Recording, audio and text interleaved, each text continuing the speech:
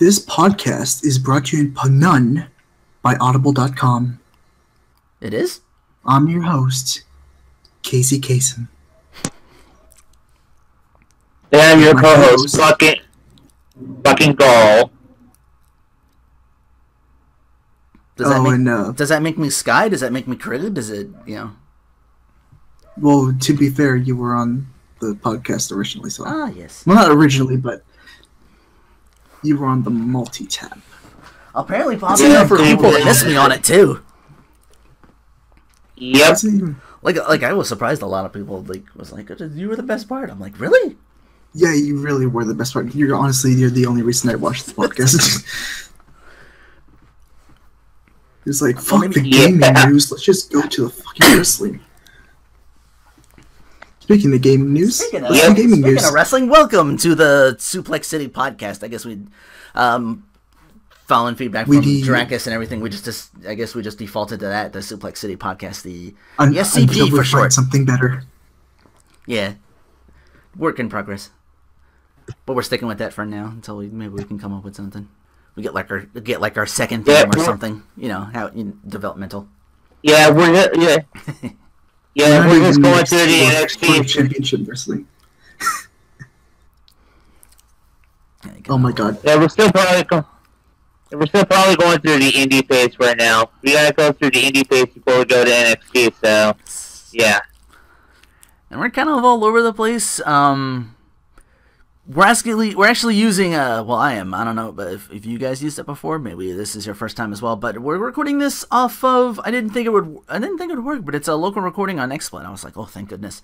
We're actually doing this. We couldn't do it off Skype because Maryland's microphone was. You said your old computer fucked up, so you're using like a new one with like a built-in mic.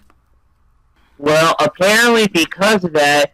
And it's hilarious, but it's not a funny story at all. It is the fact of that my old computer got fucked up.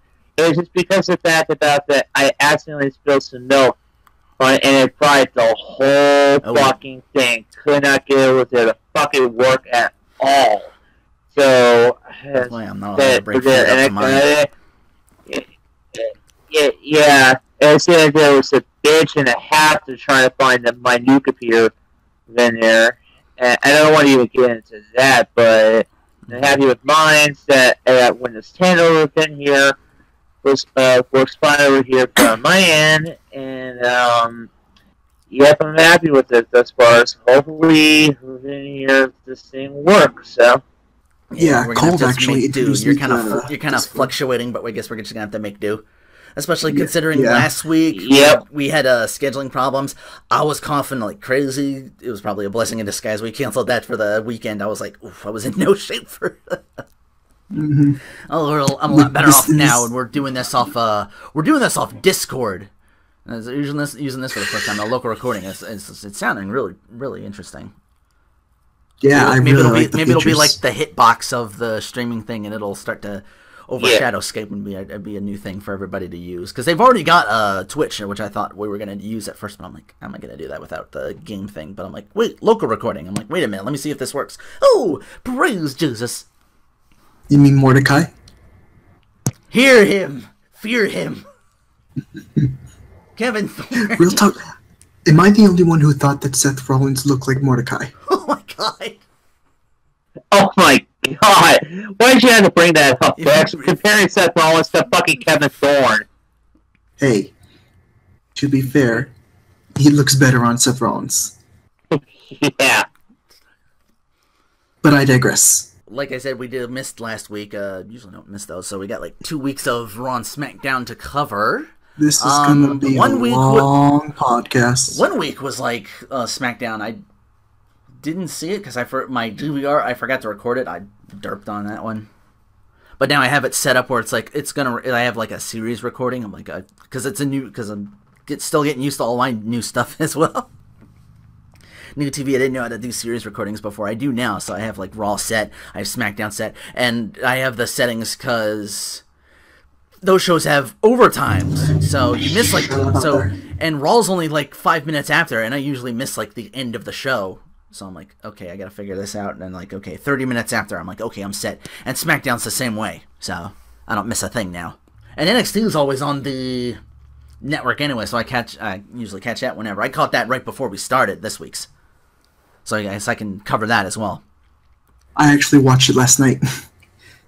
For breaking news, as the newest NXT taping says Samoa Joe has turned heel on Finn Balor, so it finally happened for the aftermath for the NXT special. I was thinking that something was going to happen. Especially now since, well, I'll get to that on SmackDown. And we also... I was about to say, are we starting off with NXT? Yep. Yeah, wait, what? Oh, I thought we usually like just watch it and keep it like as it's on TV, because that's usually... I think we should do that, yeah. Yeah, I don't want to skip ahead. Yeah, probably, yeah. Just to keep in, like, with the TV tapings and all that stuff, because that's how I usually do it, because I don't like getting spoiled on things. Because I'm really liking NXT a lot. The one is the one that's already been... So, yeah, there was... Yeah, me too. I mean, it's already aired last night, so they're just basically for last night's NXT. They were just basically hyping up Baron Corbin versus Rhino feud, which they are really trying to push hard as far. And also, apparently, that Vince and Kevin Dunn are trying to push Eva Marie over there to the fucking moon, which makes me and all the wrestling fans just say, fucking why? Why are you fucking pushing Eva Marie? I mean, my God. No, this in your defense, she's learning.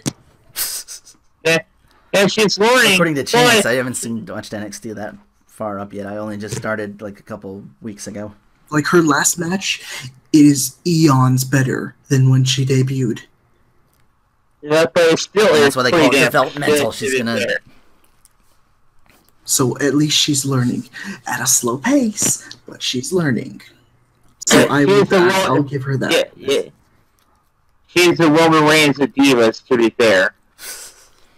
But the fact of that is like, because of the fact of that, it's an insult to Roman Reigns. Roman Reigns is like, no, as a matter of fact, it's like they're both very similar. It's the fact about, you know how Vince and Kevin Dunn try to push Roman Reigns to say over there, the fact about they try to claim like, we pushed it first. It's like, no, motherfucker. It's like, we like Roman Reigns because he was like Goldberg in the Shield, where Seth and Dean were the talent guys. Roman was there, was doing a cleanup, and we liked him during the cleanup spots. But then Roman Reigns all of a sudden gets more and more exposed to people like, yep, this guy is so bunch of bullshit. So yeah, and that's the same way with even though to be fair, Roman's has improved. And to be fair, Eva Marie has improved too, but the talent level between Roman and Eva Marie is still night and day. And Eva Marie is pretty damn green as all hell, to be fair, so. Well, that's why they call it developmental. Mm-hmm. Alright, but, that's why they call it developmental, indeed. How did Raw start 2 weeks ago, anyway? I didn't cover the SmackDown because it was all, like, mostly the same match other than the one thing where it was, like, Team PCB kind of got back together, but then they go to the back and they try to, like, Paige trying to hash it up with her friends, and then all of a sudden, refs are running to the back. Natalia's been laid out. And so Paige is, like, the prime suspect, but I'll get to that. The Raw before that, when the Authority is away, Corporate Kane will play with Seth Rollins. They weren't on the show, Hunter and Steph. I don't know. Were they stuck in traffic? Were they like in a plane? No, they were like, their jet plane was caught up at the airport. Oh, yeah, because they were like real like over the phone. And it's like we're not here yet, and we're like, Kane, we trust you. You know, put your differences aside against the guy who attacked your leg like twice now. And Kane's like, yeah, okay, sure. Yep. And he tells an on-set grip like, yo, I'm facing Rollins in a lumberjack match. Go tell him. Ambrose was looking for a fight. He says he's got a match with Randy Orton against Strowman and Harper. I'll get to that. Ooh. Interesting couple of weeks, to say the least. Ambrose is glad he's got Orton as his partner, but informs him he's been fighting the Wyatts for a while, so, you know, the line starts behind me. You know, follow my lead and we'll be okay. And Orton's like, you know, be smart and follow my lead. Ambrose not real big on taking orders. Orton not real big on sitting back and let someone else have all the fun. Amber says, well, I'm not real big on trusting you. Orton's like, I'm not real big on trusting myself.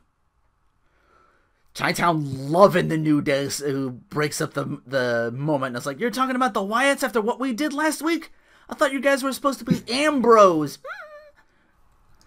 The Shield didn't do what we did. The Authority, Evolution, Legacy. So Kane makes Kofi and Big E wrestle Orton and Ambrose. I remember 3-Man Booth siding on Orton super hard, tweeting, the dude wrote an instructional video on how to beat Kofi Kingston and should take the lead in this match. Big E got worked by both. He's gone out, Kofi Kingston. Aren't you supposed to be Jamaican?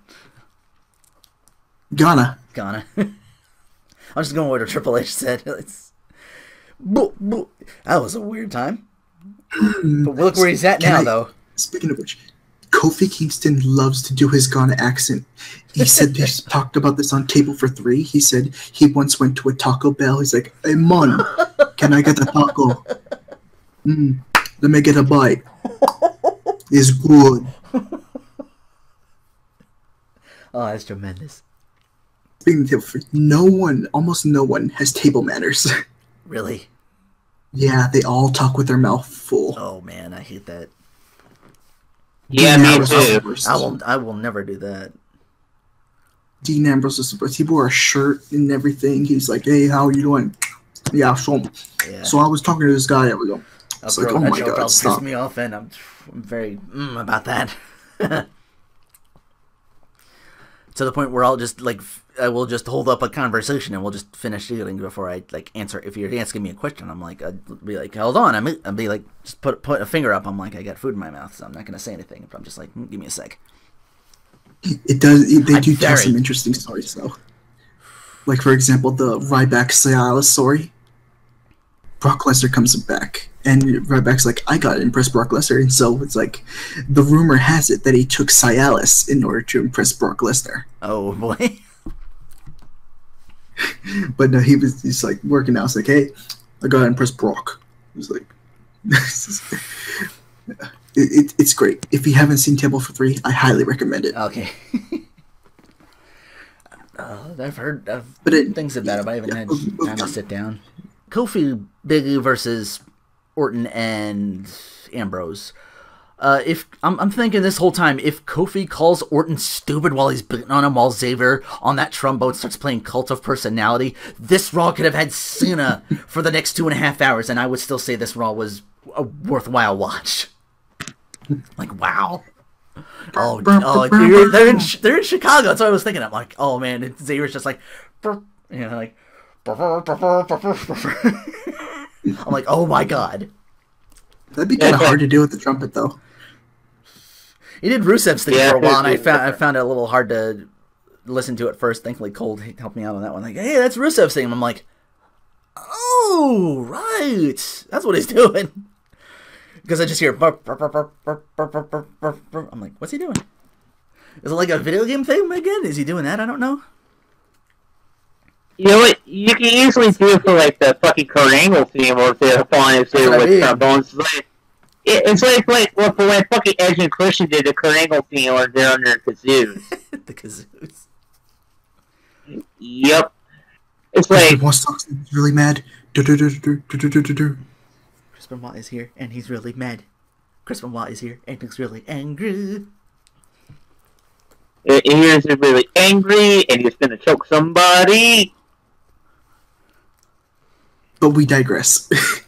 Yeah, but we digress. Orton gets shoved into Ambrose, knocking him away, and Kofi hits his Trouble in Paradise and wins. Hey!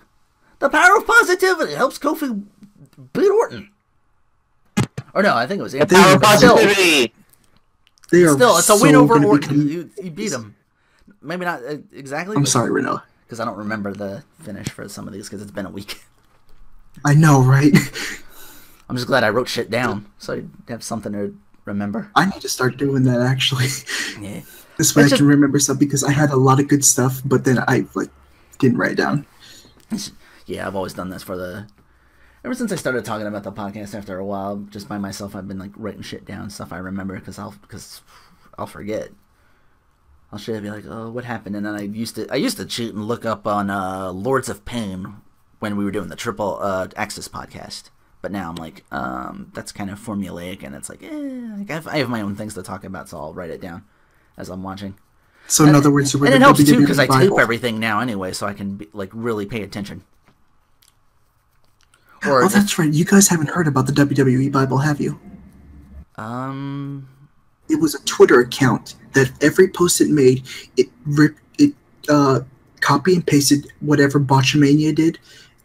So it was so it took all the Simpsons photos that he always does and claimed them as his own. Oh. Well, that's some shit. Yeah. But I digress. Oh, this was a fantastic tweet from Wrestling News Source. This was during the Taker Lesnar hype vid. He tweeted, "Come up with the This is what I wanted you guys in for, especially. Come up with the screwiest Vince Russo bullshit era finish for their Hell in the Cell match." And my answer was 3 words: fake pregnancy angle. I don't know how, but just it was like, I'm pregnant. Ah! My answer to that would be like they put in like a fucking hologram of Paul Bear. It's like, my son,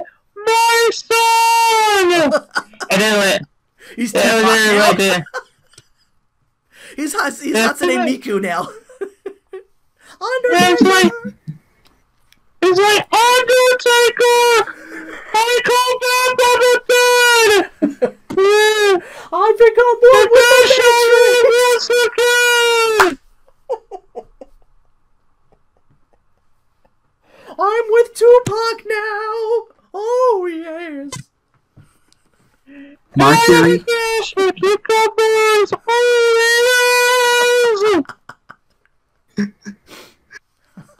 You sound like the.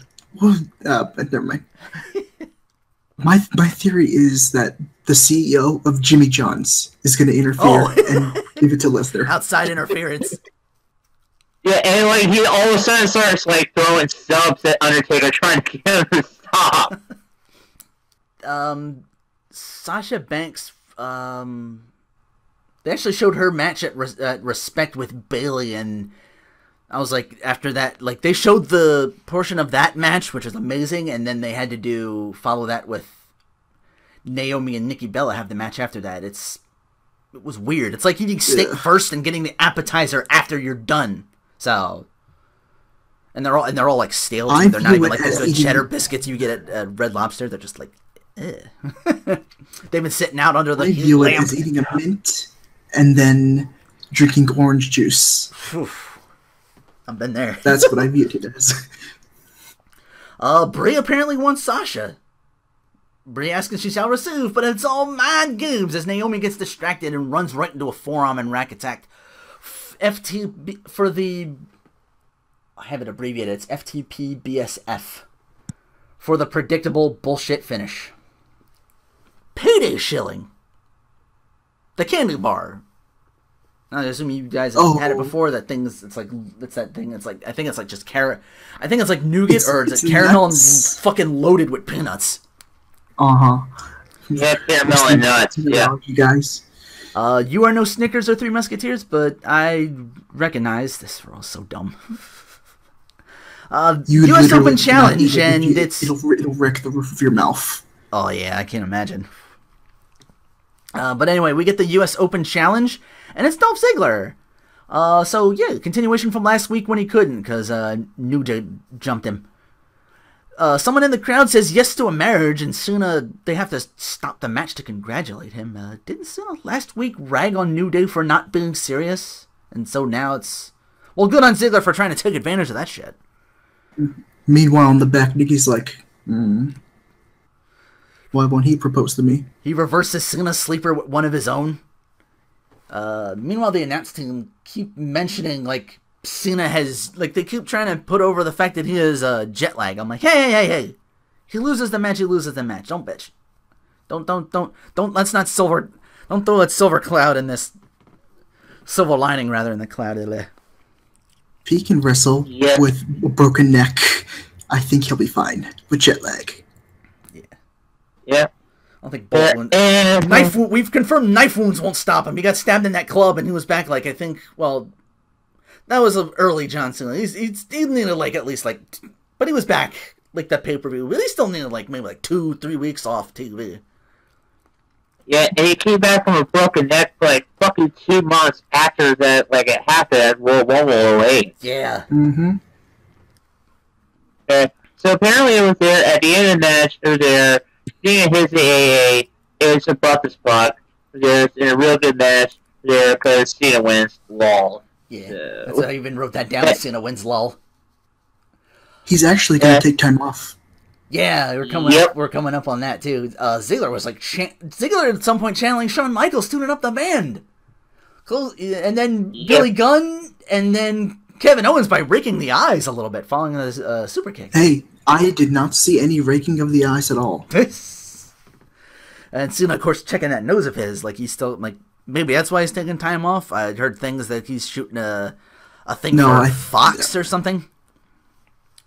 That's a good question. A fitness show of some kind. Yeah, I saw the Raw after this, and I looked up all over the internet, like, what the fuck's going on? And said, with this Raw, what happened to everybody? Like, but anyway, I'll get to that. Yeah, we'll get to that. Also, spoiler alert, that apparently because the CN's going up on break, apparently that they're not going to let him drop the U.S. title. They're the Dean Ambrose at Hell in a Cell, which that probably, spoiler alert, that's probably going to be CN's U.S. Open Challenge. Because the whole rumor said they're going to have Cena do the pre-show match. And so, they have Cena, continue his break off, so. No, they said the pre-show match is going to be something else, I think, which I'll get to. We are the Ascension, and we will job to the Dudleys. I really love their theme, though. Yeah. Meanwhile, the man that Gravity forgot with the man that Grado forgot against Sheamus and Barrett. Barrett gets some kind of revenge on Daniel Bryan, kind of? I don't understand. Because Neville's wearing kind of Dubryish colors for this match, and I'm like, I don't know if I'm okay with this. So it's like, that's for leaving with the Nexus. Now give me a glass of water. Over there for Wildlife Team over there with a mayonnaise rooster. Cesaro works both of these guys, but it's Neville that gets pinned when it's a bull hammer on the outside, gets pinned by Sheamus. This is apparently a team that came about. Sheamus and Barrett. Yeah. Like, they're both buddies now. They're both I have a briefcase. I have a crown. Let's be best friends. Okay. Alright, cool. I mean, I don't know a lot of people who like Sheamus at this point. I'm still kind of... mostly because he's the only guy whiter than I am. Pillage too, and Barrett who I always thought was cool now. Oh, he was totally cool.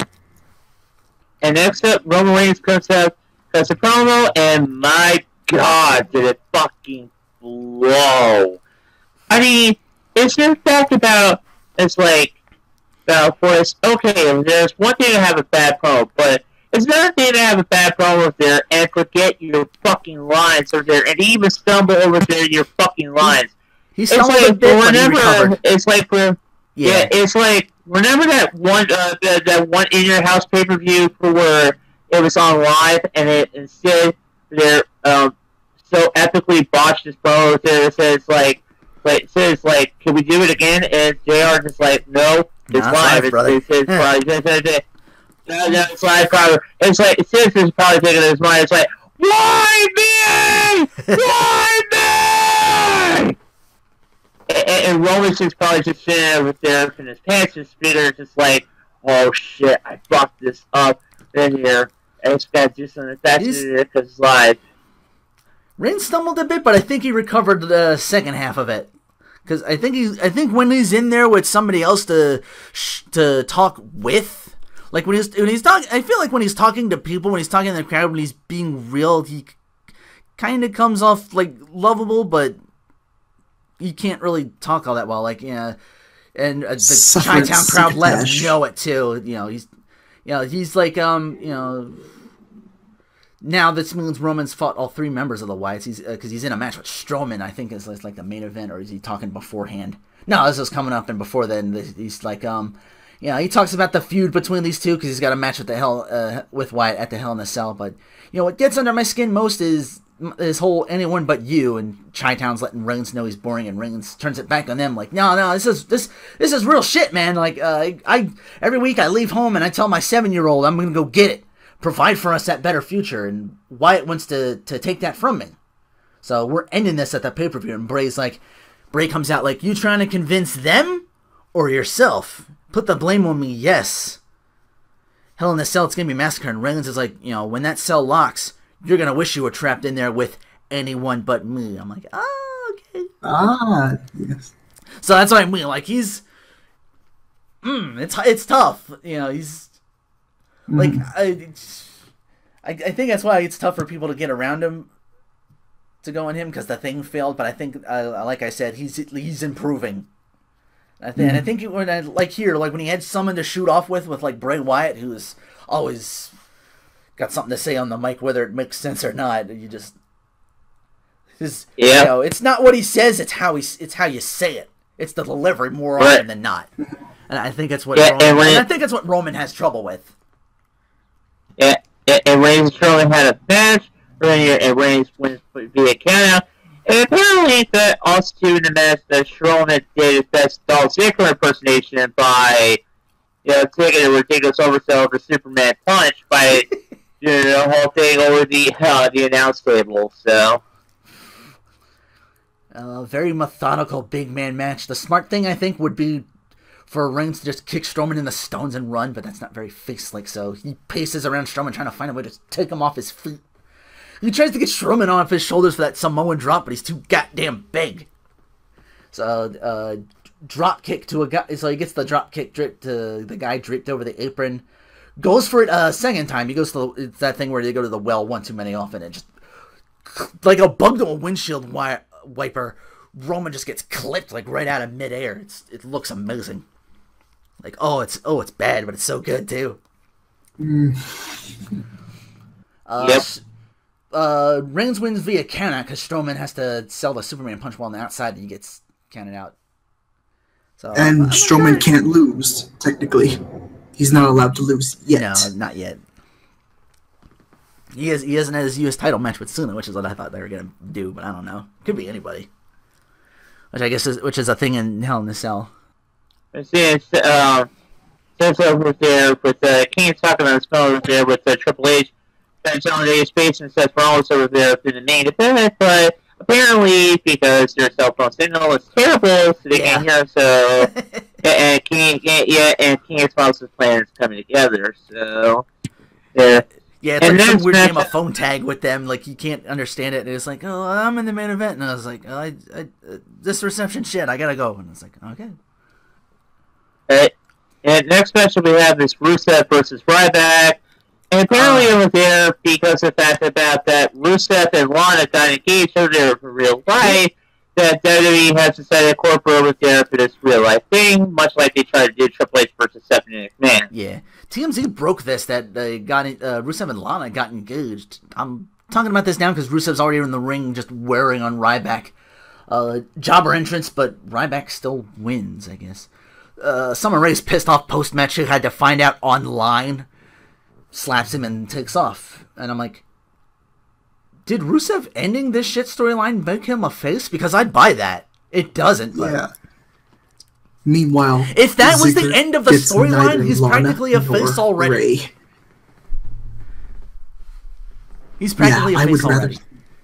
I would rather see Owens and Rusev than Owens and Ryback. True.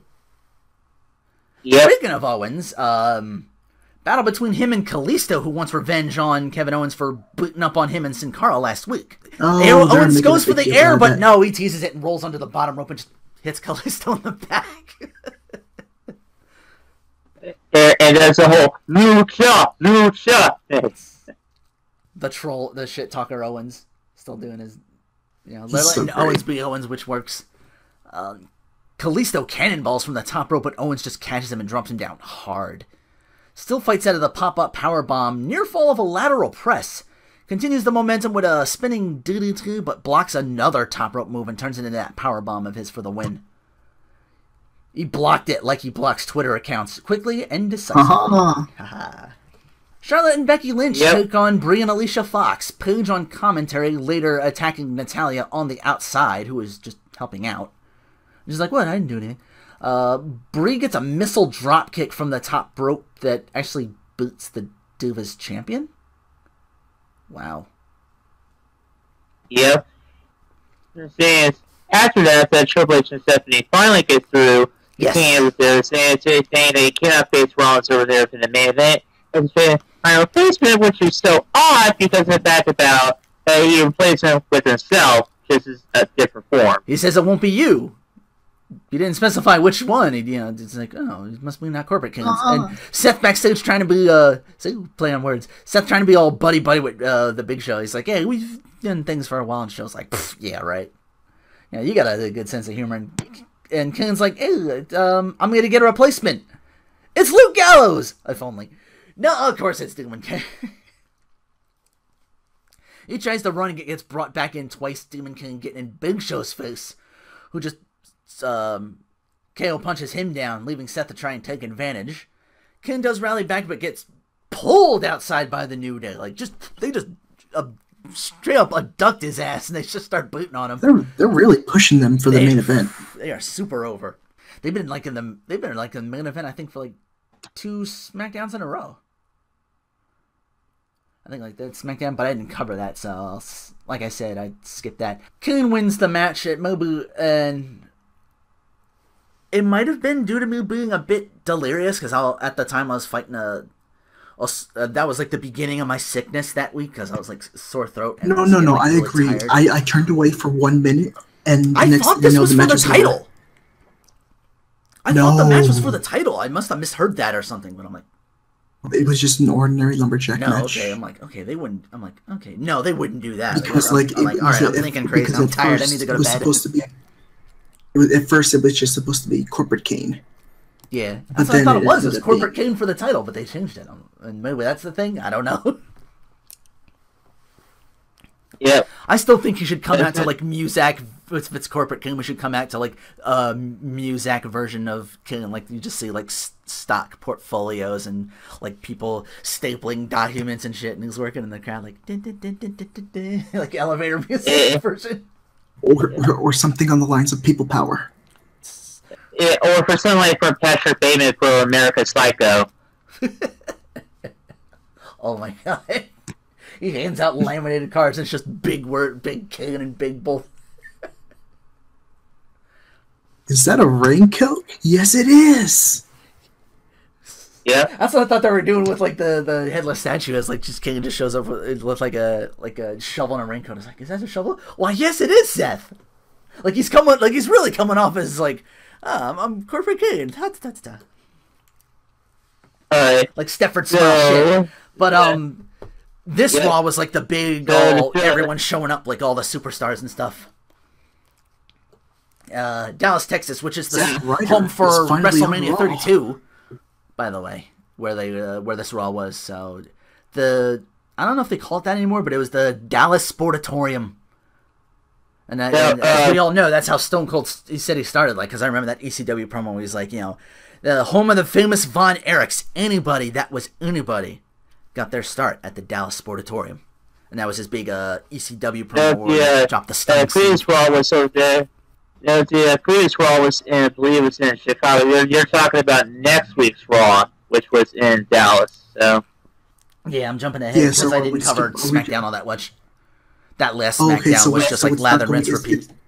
So I'm just jumping ahead. So it's not going. Yeah.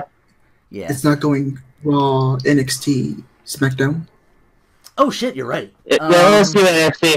Let's do NXT first. Yeah, because I didn't write down much of NXT. All I know is what started with the debut of China. I'm sorry, Nia Jax. Yeah, we had Nia Jax, who had like a good match against. I'm noticing a lot of these girls are from Sydney, Australia. Like I noticed this last week, and then there was like 2 more. This week. Like they must be bringing them, like breeding, like just future divas up there. Like maybe there's like a big talent thing over there I didn't know about.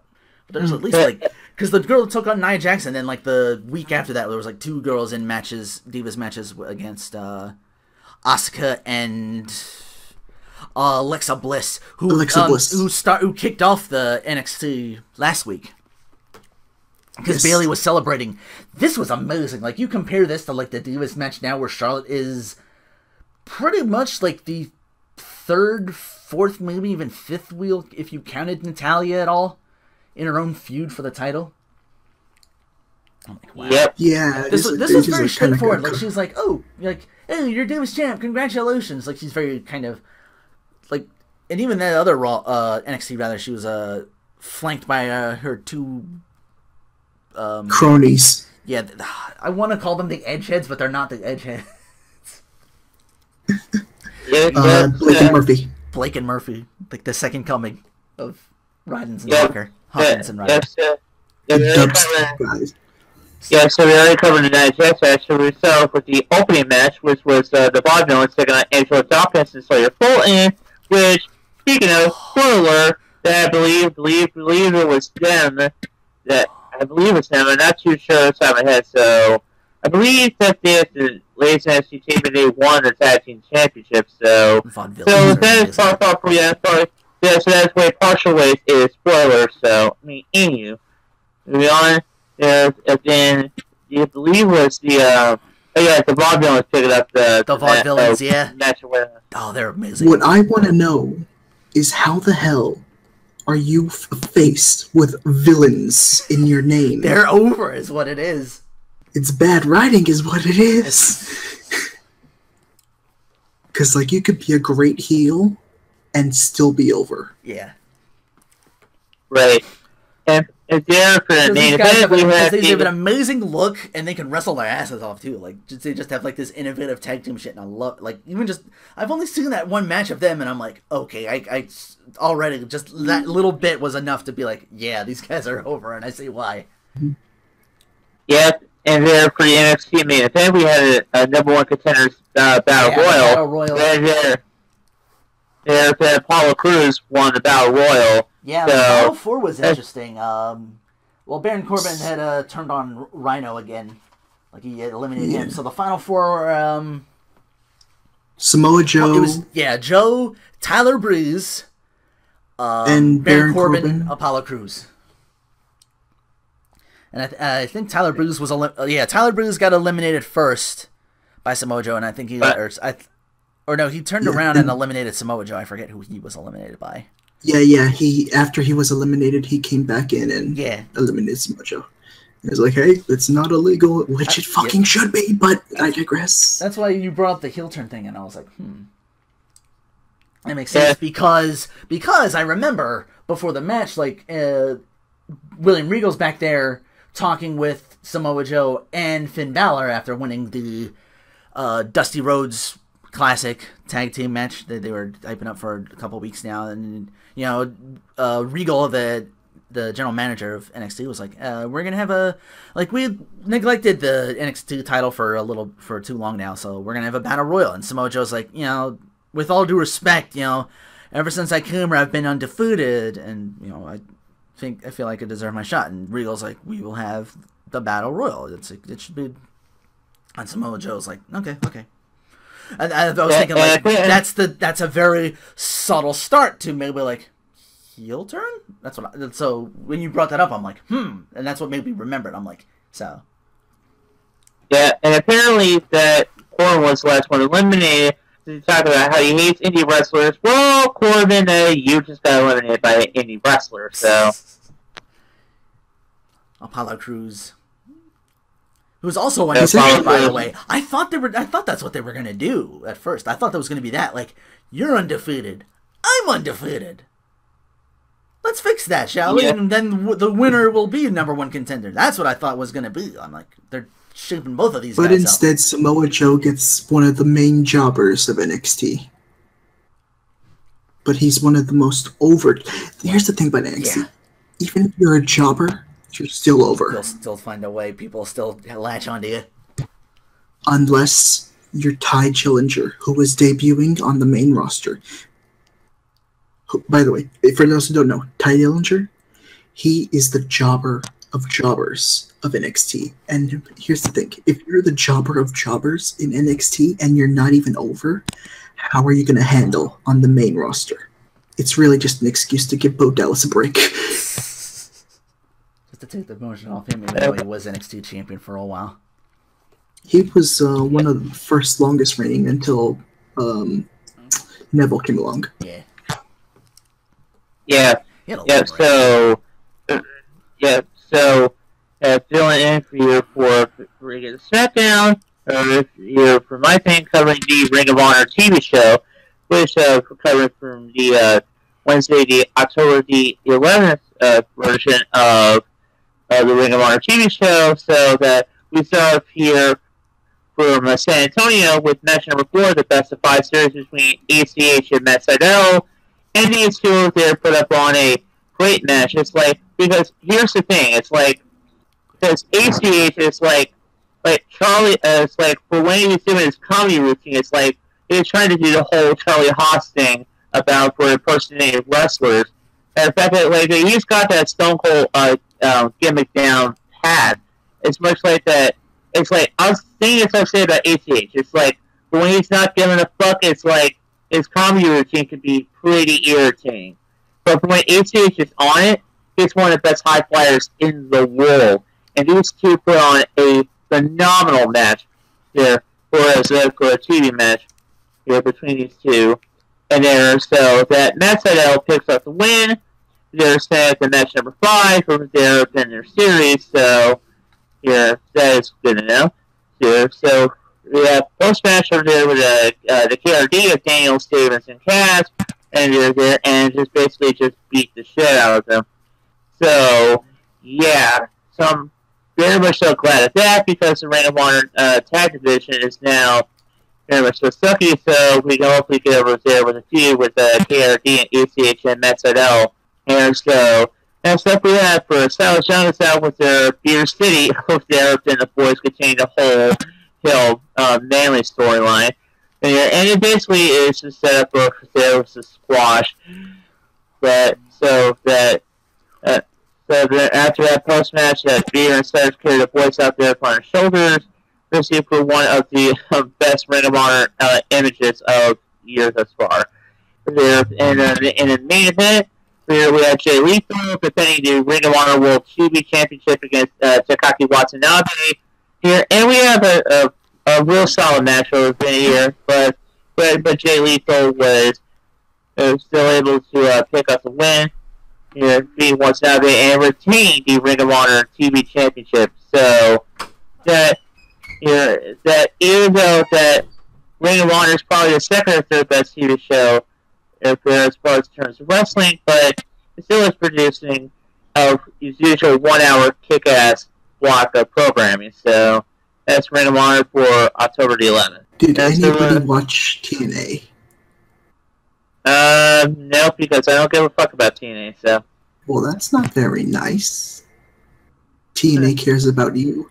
Speaking of which, I kind of want Donald. You know how back in 2008, they did the presidential thing where the president candidates come to WWE. I kind of want Donald Trump to go to TNA because for Bobby Lashley.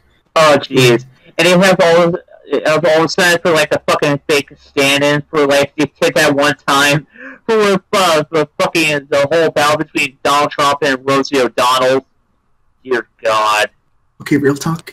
People who make here's how bad TNA has gotten. They're just doing the scoreboards now. TNA is just a scoreboard of who wins and who loses. That's it. They're not even bothering to write in the details. Right. Yeah, I think Rinoa is dead. Oh my goodness. Oh my goodness. Oh my God, Rinoa. Oh, I forgot to mute it. I think I left for a bit because I had to use the restroom and come back. Sorry about that. Rinoa. Yeah, you had to edit that out. So. Yes, you do. Oh, okay, here's what happened. None of us had nothing to do with talk about TNA because it's awful now, and not that it's awful. It's like they're only doing scoreboards. It's all they're doing is the what do they call it? The battle for the World TNA Title Series. World Title Series. That's it. But here's the thing, all the editorials, they're only doing scoreboards. They're not even bothering to do the details. Right. Yeah, even watching the whatchamacallit is just all that. And you said, then again, was it last week or the week before? It was like Grado and Rockstar Spud. Rockstar Spud, which was like one of the worst matches ever. Stunners, The Worm, Rock Bottom. Oh, so it was indie bullshit then. Like, hey, these finishers are over. That certainly means we are over too, right? Nah, you gotta own it, man. You gotta connect. You gotta make it believable. You can't just throw. Yep.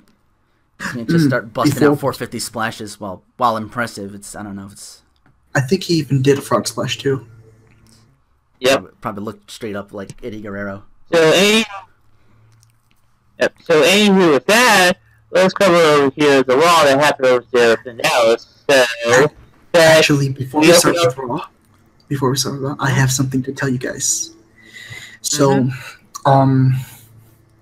during my week off, I found out something horrible. NXT Kids. God, I heard about that. Fucking NXT Kids. Here's what happens. Kid announcers with Corey Graves. Ooh. Yeah.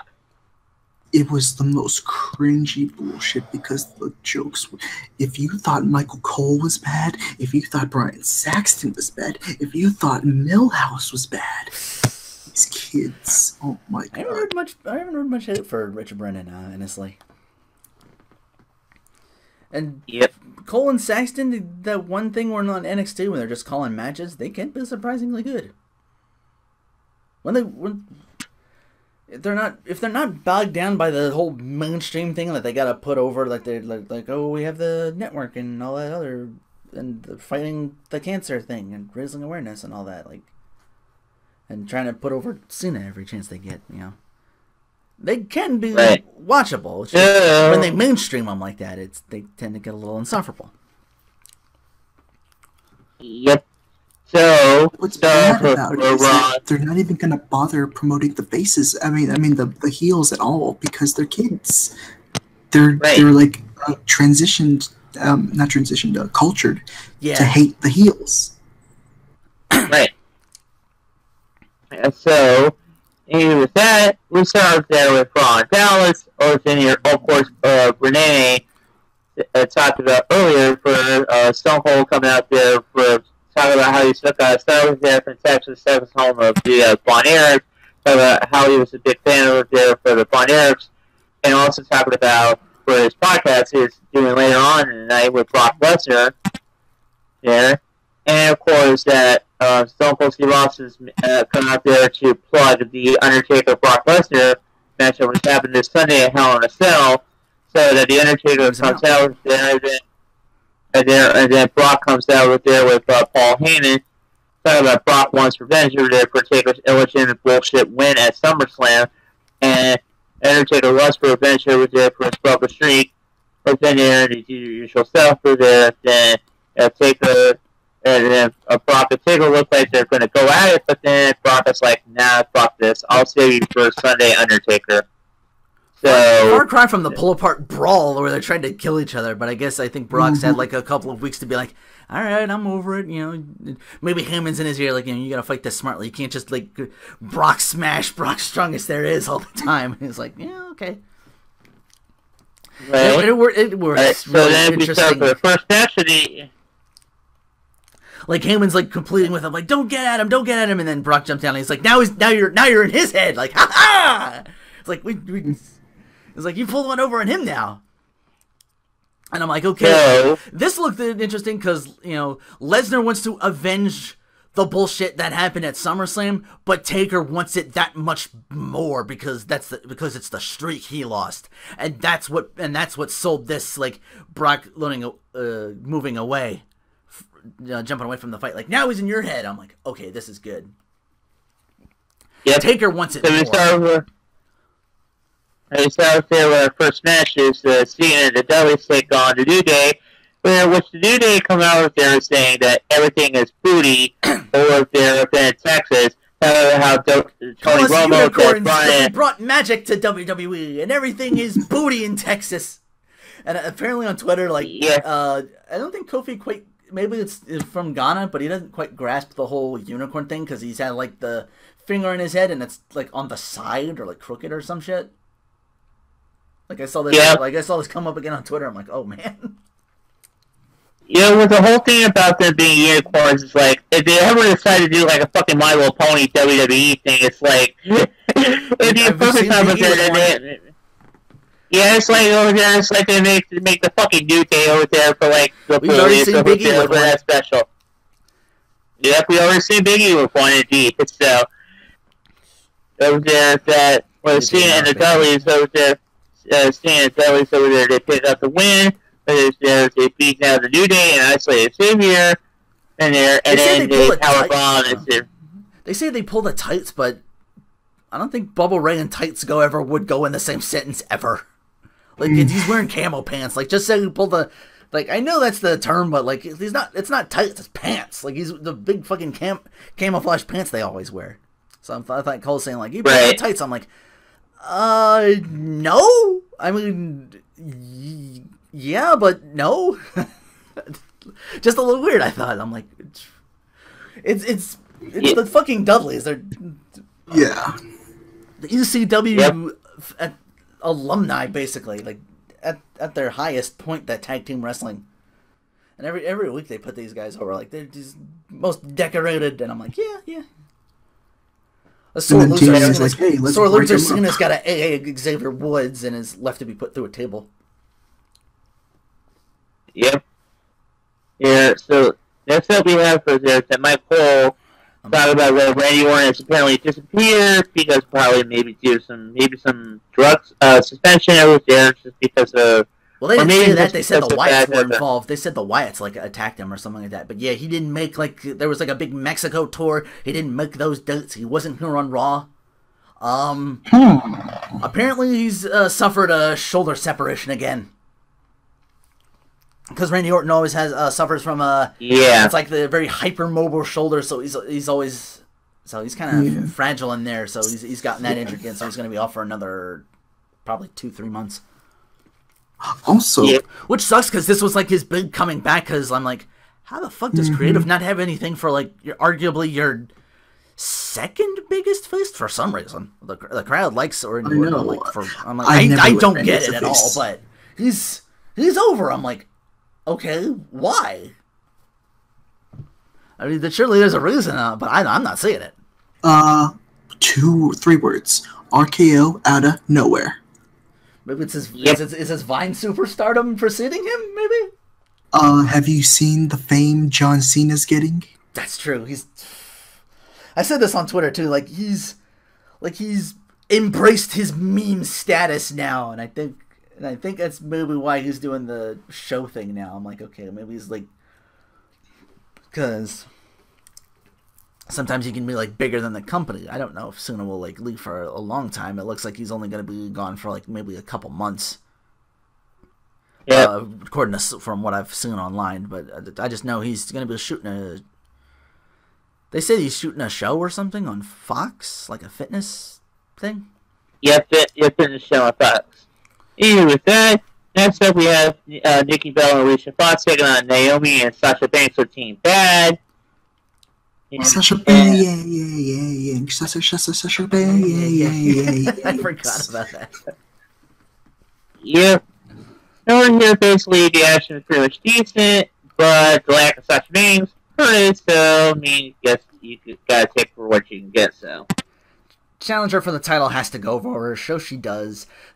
It wasn't on Sasha, so I'm like, okay, fine. I get it. It's the challenger for the title. She's got to go over. She didn't go over with Sasha. All right, fine. No complaints. Yep. So we're here for our next one. Sorry. Probably due to what transpired last week, Kim making a match and pretty much defying Steph and Triple H's wishes. He's been suspended. So he wasn't on this week. Well, no, he wasn't on Raw. I should say. Yep. So for the next segment, pretty short suspension. which I'll get to. Yeah. Yep, so for our next okay. I'm sorry, I'm all over the place. A lot happened. We're all over the place, Rinoa. Oh, God. Yep. So for the next pizza! Oh, there's speaking of pizza. Yeah. Is he doing the out of money stick again, where he's homeless now? I wish they would have done that. I feel like they missed an opportunity where they did it with JBL, because he actually looks like he lives out of he lives out of an outhouse now and fashions his own toilet paper. The only food he's getting is what the shit? He just ate that kid's pizza. I'm like, I know, right? This what a scumbag. Heel? Oh, pizza!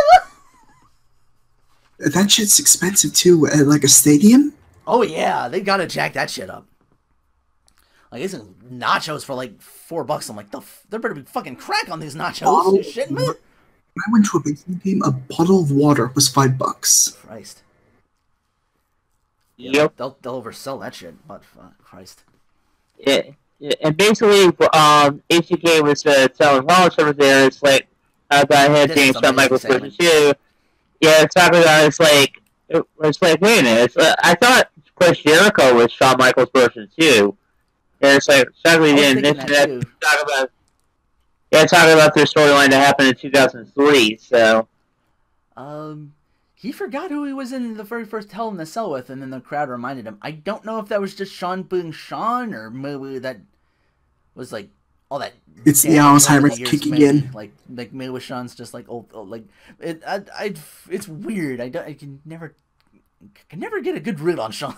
Like, I don't know if he's like really out there, or if he's just like playing it up for the crowd. I'm like, I gotta keep my lazy eye on his lazy eye. You know, is his looking that way, mine's looking the other. Rollins interrupted, saying, Shawn, like, yeah, you were supposed to come out and introduce me. And Shawn's like, you know, I've been told for years what to say when I come out here, and then, like, gone. So I figured I'd come out here to have some fun. And Seth puts himself over as Shawn Michaels version 2. And Shawn, this was where Shawn gets golden.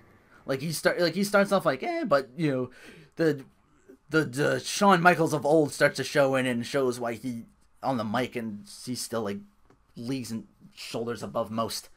You know, if I had a nickel for every dude that was supposed to be the next me, I'd be a billionaire. The most amusing thing to me is you and so many other people aspire to be the next Shawn Michaels. It never once occurred to me to be the second coming of anybody. And I was like, oh man, this is going to be golden. I was foolishly trying to become the greatest wrestler ever. You know, be less concerned with me and more concerned about Kane. And anger Seth to end the conversation. It's like, hit my music. And Shawn's like, yeah, that's what happens when you're the second coming of anybody. You ask your music to be hit and nothing. Don't go anywhere because you got a match with Ryback next. Now hit my music. Oh, soda. Yeah, he finishes up by... It's like, he followed up on it. I'm like, okay, now, what the fuck is going on? Was anyone else expecting a sweet chin music? Like, after he sweet chin's music, I make my own music. I guess you can't... that's what I thought, too, but I figured because he had a match. When you're not the second coming of anyone, you make your own music. Sweet chin music. That's what I thought, but I'm like, no, he has a match. I'm like, okay, I guess we're not getting that. Next up, we have Seth Rollins taking on Ryback. Rollins at near point gets the ribs of Ryback pedigree, and Seth wins.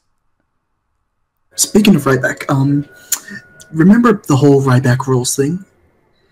Back when he was a heel? Back when he was a heel, yeah. Ryback told a story recently that when he was in Russia, he was going, Ryback rules, but they didn't understand him, so they just kept going, feed me more.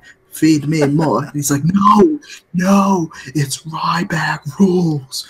And they're like, feed me more. Six-man tag of Ziggler, Cesaro, and Neville to battle Wade Barrett, Sheamus, their best friends, and Rusev. And I'm thinking, like, this seems like a game of who does the shit booking shit on more?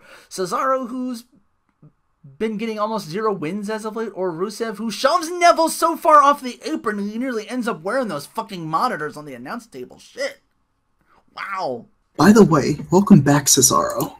where were you? I saw your face on a milk carton the other day. That's probably where the Cesaro section went. They're like, wow, just a small smattering this week. I'm like, oh man, no, don't do this. You're letting them win. No, seriously. You gotta treat him like I saw his face on a milk carton the other day. You gotta fight back. Don't let Kevin Dunn win, damn it. Tell him to keep his finger off the switch.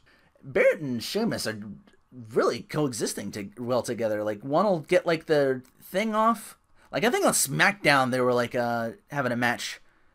And like Sheamus is on the inside, Barrett's on the outside. There's like a fight on the there's like a fight or something like that.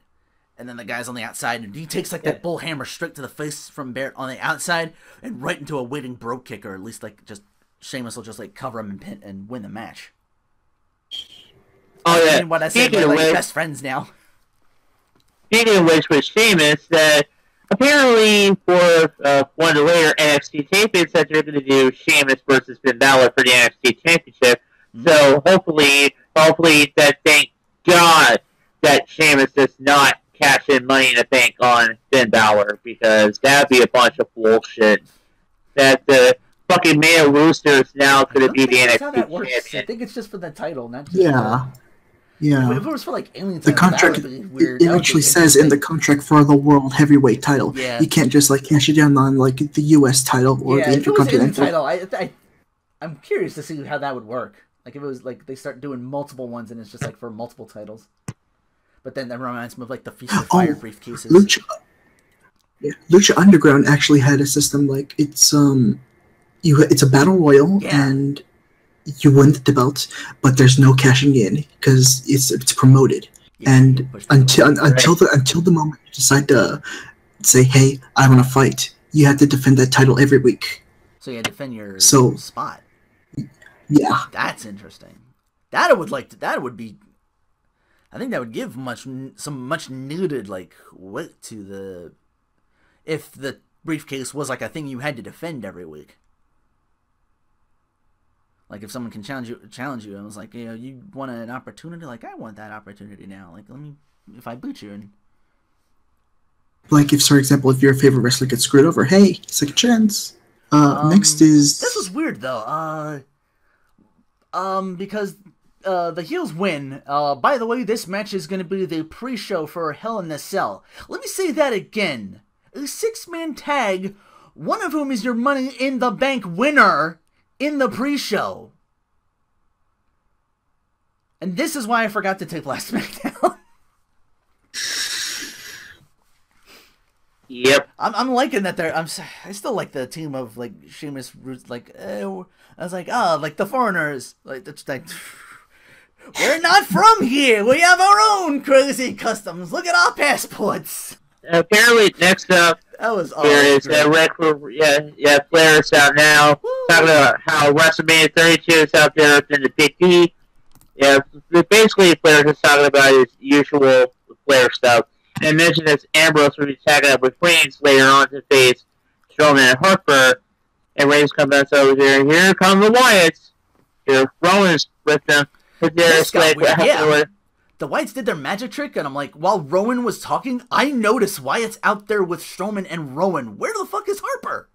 I'm like, wait a minute. I'm like, it's like I was thinking like Harper's backstage beating up on Ambrose right now. Like they got Orton, he's gonna get Ambrose. So I thought like, oh shit, now there's 4 of them. Probably maybe just because of like Harper maybe got stuck over there from customs, or probably like no, he was just out for personal reasons. Okay. Yeah. Yeah, that's what they're saying. And then there was like the thing with he got his own T-shirt, and then like Jericho posted on like Instagram or something like that, and that might have been kayfabe breaking too. So a lot of sources going all over the place. Yeah, it also leaves us tonight for one night only a Shield reunion with Reigns, with Ambrose, and Seth Rollins. Yeah, this was before that. Can we point out the promo that Reigns did to Wyatt? Or as I like to call him, Bully Reigns. Yeah, he's like, hey, sit down. Let's have a talk. I just want to talk to you. Yeah, you're. Who's bullying him? He was poking Roman tells him. Bray, What the "You're a hell? bully. You like to kick people when they're down. You're powered by fear, but you're the one that's scared to be in this ring with me. You know, you can make a signal for those two big mountains out there to come kick my ass, but let's not kill in the cell. They can't get in, which means you ain't getting out, and that's what scares you. You're scared to be alone in the cell with me. You know." And Bray starts to get up. He's like, he's tired of hearing it. He starts like poking at him. Like, now you're starting to be a bit of a bully a little bit. And, like, Bray gets up to leave, and Roman just bitch slaps him. And Bray's like, fuck it, I'm calling the troops. And Ambrose runs in to back him up. And yeah, Shawn Michaels in the back stirring the shit with Seth. He's like, you're the second Shawn Michaels. You get out there and do whatever. And he's like, oh, like they need a partner for the 6-man tag. And it's like, oh, all right. And Seth's like, all right, I'll prove myself. I'll join him. So, the Wyatt expansion versus the Fractured Shield? I smell cheap ratings grab. Because your booking is still shit. Yeah, speaking of Roman Reigns, and the fact that I just call him Robert Trujillo if he were a wrestler. Because I don't know if y'all know who Robert Trujillo is. Do you know who I am? For those who don't know, Robert Trujillo is one of the guitarists of Metallica. And as a matter of fact, but when Jericho had him on his podcast talking about it, he's like, the fact that Robert's like, holy shit, I just look exactly like Roman Reigns. Matter of fact, for while you guys are talking about the rest of Raw, I'm gonna look up an image there to show you for what I mean. So. I'm really thinking that this is the seed that has been planted. Well, not been planted, because it's been planted months ago. Yes. It's starting to sprout of Roman Reigns' heel. Perhaps.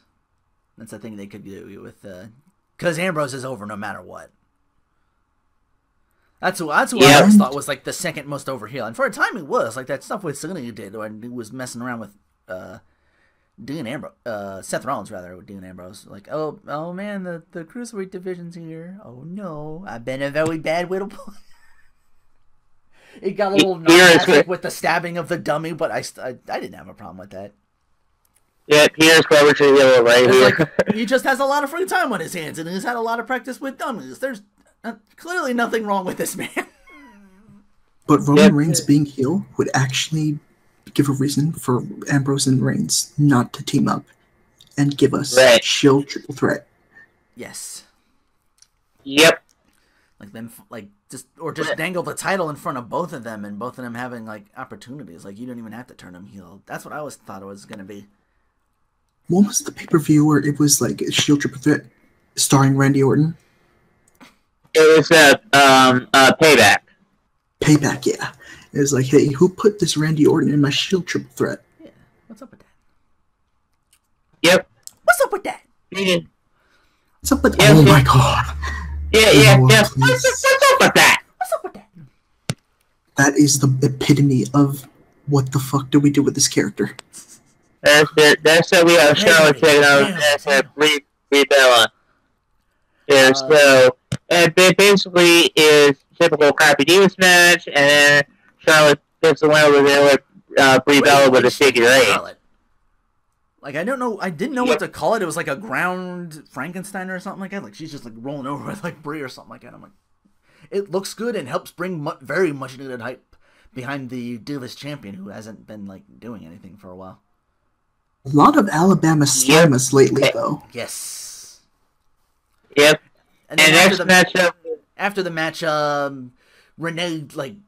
Renee's starting to come into her own thing. Like she's having a chat with Paige about who attacked Natalya, and she's like, oh Renee, and she's like, no, oh Renee, me, you're the prime suspect in all this, let's she's like, yeah, whatever, fess up, and Paige's like, anybody could have a grudge against the Divas division. Sasha, she's avoiding the question entirely, and even Renee's calling her out on it, you're not answering my question, and she's like. And finally, she just straight up look, Sally Jesse, get your facts straight and stop throwing around accusations. Personally, you're barely Aaron Andrews, just not as cute. Oh. Yeah, and then she leaves. Well. Renee Young called up to the main roster, maybe? At least for maybe like a match at like SummerSlam or something. Maybe. I wouldn't say no to that. Summer is always over. So anywho, that's Summer Rae. Yeah, so anyway, with that. That's Kevin Owens taking on the world's strongest jobber, Mark Henry. Yeah, his face this week. Huh. He does get a pretty good verbal shot in Leon at Rollins. He's like, "You trying to bully me? I've been bullying people for 19 years." I'm like, even the sexual chocolate? Like, well, I guess that's a different kind of bullying. I guess. Hey, that's a whole other podcast. That's a whole can of worms I don't want to get into. The granny thriller. Yeah. You've been bullying people for 19 years? I'm like, I believe you. Okay. Yep. Dude just runs straight into a super kick and the pop-up powerbomb. I'm like, Yep. And then Ryback comes out for a bite, but then Owen does the thing, but then Henry throws back in the ring, and then Ryback. Henry's red is bull. Powerbombs Owens. Henry's like, "You magnificent bastard, I read your book." Throw him back in the ring and get powerbombed. Ain't running this time. Seth Rollins interviewed saying, "This isn't a Shield reunion. I'm just out here to prove to Sean and the world why I am what I say I am. And if Roman Dean tries me, I'll deal with them like I always have."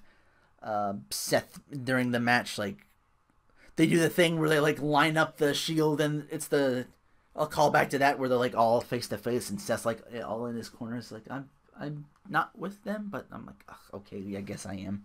And yeah, he gets face to face again, and he starts off the match, and then he's like, "Yeah, I'm good. Like, you get back there and go in with the I'm starting this match. I'm the leader." And he stands face to face with Eric Rowan, and then he just turns around and tags Roman in anyway. He's like, "Yeah, you get in there. I'm the leader. I'm the architect. I'm the architect. Damn it. I'm Seth frickin' Rollins. I'm the White Ranger. I'm Mordecai." Eventually, he does the heel thing I was expecting, where he just, like, he's teasing the tag, and he jumps off the apron and leaves. I'm like, I thought you were gonna prove to Sean and everything. I'm like, okay, so much for that. Oh yeah, and the match ends in a DQ with those there with Ambrose and the crew getting the shit beat out of them. Yeah. So the Ambrose had no choice, gets the candlestick and crashed over the head with it. It caused a disqualification. That was great. Oh, he's got him in the bear hug rings, and Ambrose is like, "Well, fuck it, it's 2-on-3. I'm just gonna grab a kendo stick and just beat him with it. I'm gonna channel Steve Blackman."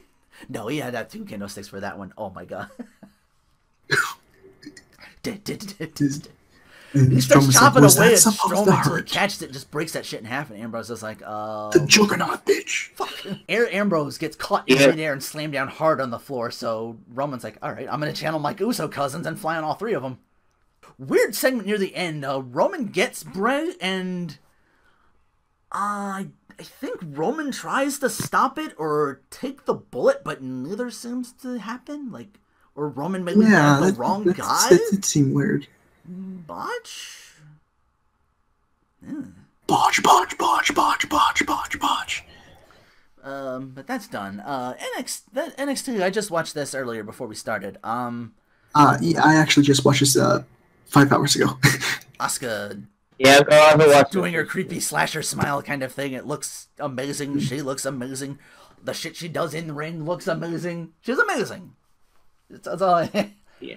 I forget. I don't remember some of the people because it's like Billy Kay. people. She's in there with somebody, but yeah, it's like I think it was like one of the 2 people from Sydney, Australia. I'm like, they must be growing, dude. She took on Billy Kay. Billy Kay.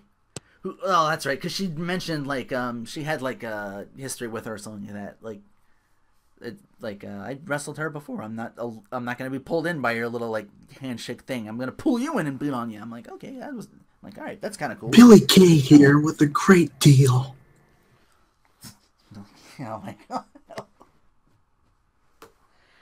By the way, do you remember back when Asuka, back in New Japan, did the Nazi zombie, a Nazi Hitler really? Gimmick? Yeah.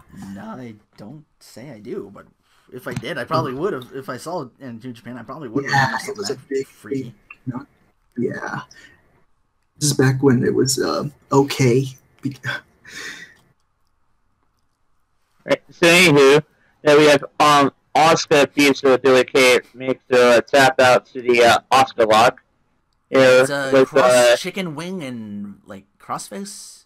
It's a crossface and a chicken wing together, and it's just completely trapped in that thing. Like someone's gonna get over you is the person that breaks out of that eventually. Like someone's gonna get. Yeah, it's a crossface chicken wing with the body scissors. Kind of like a modified version. Yeah, kind of like a modified version of Samoa Joe's Coquina Clutch. Yeah, that's what it made me think of it too. Looks like a chicken wing though, a reverse chicken wing. Yep. Yeah. Speaking of Samoa Joe, that Tyler Breeze cuts message from Samoa Joe saying that he's not number one contender and he won't allow Joe to be. So Tyler, it's a problem with him, then he can come find him. So. And next up, we have Anderson Big Cass taking on Scott Dawson and Dash Wilder. Here, that was a very quick match, and there as a Big Cass and Endo pulled for a small package over there for the win, and afterwards, the Big Cass attacked Enzo Big Cass right afterwards. So yeah, they won the match, but I guess they they still got a statement made out of them. Yep. And next up we have the debut, finally on NXT, the debut of the Tennessee Cowboy, James Storm. I was like, what? Holy shit! Was not expecting that. I know he was. He was in talk with them, but I'm like, oh shit, he actually is in a match, and they let him keep most of his shit too. Like he's got his coat on, he's got his hat, he's got the skull graphic. I'm like, holy shit. This just means that TNA is going to have to scrap all their pre-taped stuff with him. That's what I was thinking. Oh, man. Is NXT just going to become like the new Ellis Island of TNA stars? Like, bring me your Bobby Roode, your Austin Aries, your Eric Young's yearning to be free. Like, yeah, we'll take them. Shit. I'm like, yeah, you can have, like... But please keep them in NXT. Don't bring them to the main roster. Ooh, yeah, that's gonna be a rough transition. Because riding will kill them. Now with Vincent Dunn in charge, it's too soon for that. Keep them. Have you seen what happened to Neville? Have you seen what happened to Bo Dallas? At least Owens is getting he's freaking Intercontinental Champion. Legitimizing that Intercontinental title, I gotta say. He had a promo. He's bringing it to life. He's bringing it to life. I'm just glad they got something for him. They're just letting Owens be. But we digress. But yeah. But anyway, still on NXT. Yeah, next up we have Alexa Bliss taking on Peyton Royce. Another Sydney. Oh, no, wait, she was from New Zealand. Oh, yeah. Oh, yeah, that too. So they're New Zealand. It's neither Auckland, New Zealand, or Sydney, Australia. Yeah, but Alexa won with her. We had a pretty good promo going into this. She's like, I'm glad you're the champion now, and then she takes the title, and I'm like, but that only comes so far. That just now she's I'm willing to share the fact that Divas Wrestling has been put on the map again because of your match with Sasha Banks, but I'm not willing to share this with you. And she takes the title. She's like, okay, she's coming for that. She's the number one contender. And I'm like, that was a really precise, simple. You didn't have to do all the shit that's going on with the Divas over at Raw and SmackDown. It's simple. I liked it. I'm like, okay, cool. But Blake and Murphy did not need to be out there. They were just like muscle or something like that. What do you mean muscle? The guys can't harm the Diva. Yeah. Then we have Baron Corbin taking on Rhino. Yeah, Oh yeah. As they broke up, stopped being a tag after a while, and they based off the elimination, Corbin turning on Rhino because Corbin's a lone wolf. I'm like, you're not Terry Bogard. He's the heel now. He's actually an official heel. Before he was neutral, but now he's actually cemented as a heel. Yeah. Which works, because Rhino, I think it will always be over in most people's cases. Those who still walk back to ECW, he's another alumni who's like the Dudleys. He'll even if he was heel, he'd still be kind of over with people. He's still in good shape too. Yeah. I'm sorry. Yeah. And basically, Samoa Joe and Tyler Breeze set up their match for next week on NXT. So, with that, and finally conclude here with the Ring of Honor show there from the 19th. So we have started off with the opening match over here with the addiction of Christopher Danielson and Kazarian taking on the now reunited All-Night Express of Kenny King and Rhett Titus. Here, and this was very much so a solid matchup over here. Yeah, Kenny King's not on it anymore, is he? No, hardly anyone's on TNA anymore. Yep. And so it was overall a decent match, and because the Ring of Honor tag team scene is starting to get really fucking stale over there at this point. It's because it's like for a couple of times over the years, like that we need to get to Briscoe some more tag team matches over there together. So anyway, with that, and so we had the Kingdom coming out there from the Suits earlier, and Mike Bennett comes out there for one of the weirdest promos over there for I heard about. Yeah, apparently that the Kingdom are talking about how that they are snakes all of a sudden. It's like, all right. It's like that Cole says that Kyle O'Reilly doesn't deserve to be anywhere near the Ring of Honor World Championship, and their titles belongs to their partner, Future Shock. So that Kyle O'Reilly, so that Cole made fun of Elgin for going to Japan to become relevant again. He has so much better matches than Cole ever had at the end of his career. So, with that. Next up, and then we have our main event, No Holds Barred, and Paige taking on Jay Briscoe. And this was a great No Holds Barred match. That basically kind of played off the whole thing with the whole BJ Whitmer, Steve Corino feud. And by the way, Steve Corino, one of the best commentators in the business, bar none. His old school heel shtick is just glorious. He's still doing that. That's amazing. Yep. I didn't see much the ECW when it was still over there, but I just remember hearing about Steve Corino over there. He's like, oh, he's just like old school wrestler guy, but he's heel. And I guess that kind of works with like the hardcore crowd, but the fact he still held onto it and it still works for him is amazing. Yeah, matter of fact, in here for we have one of the best finishes of the year is that Page kicked out of the pin after Jay Briscoe hit the J driller through the table, and that was like, holy shit! It's like the crowd was absolutely stunned. But still, that Briscoe picked his win on Page with another J driller for the win.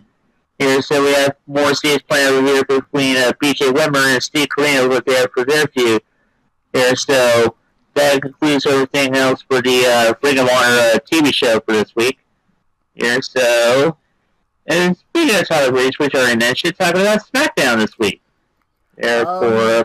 Pretty short, like I said, a pretty short suspension, considering SmackDown opens with Corporate Coon making a match for Seth Rollins and warning him not to fake an injury. That's why he left Raw. I forgot to mention. Like he's like, oh, it's my leg. I gotta walk away. Pretty short suspension. Because he was on SmackDown. Yep. So he was suspended for a day? Yeah, that's right, considering SmackDown's taped Tuesday. Like, wow, that was... like, I guess it's... Oh, maybe it's like, you can't... Like, hey, I'm going to meet my brother Undertaker. We're going to swap stories. And it's like, nope, you're suspended. He's like, no. You can be on... It's like, oh... It's like, all right, you only... It's all right. You can book Tuesday. Yay. I don't know why that makes me laugh. Just a fucking giant man Kane just going yay, with the weird separation in his tooth or something. What about Kane doing a dentist gimmick? Oh wait. Yep. It happened. Dental plan. Corporate Kane needs braces. Dental plan. Is there a chance the truck could break? Anyway. The big one, bite. He's like, don't fake an injury and leave because you never know who's going to be out there to stop you. And Kane runs into a solemn new day, just Kofi and Biggie with big fucking tribute show bandages on their arms. I'm like, oh my god, this is fucking tremendous. oh, how do you get away with this shit? But they have like XW on their bands, like they've lost one of their unicorns, and they blame Kane for it. And it's like they're doing the unicorn thing. It's like, you know what you see right now, and Kane's like, two guys with fingers on their heads. Kane, oh, he's amazing. Can we just get? I don't want to lose Corporate Kane because I just think he's amazing. I think he's actually creepier than in Kane ever cases, was. Yeah, that's the thing. Because it's again the Patrick Bateman kind of thing that you brought up.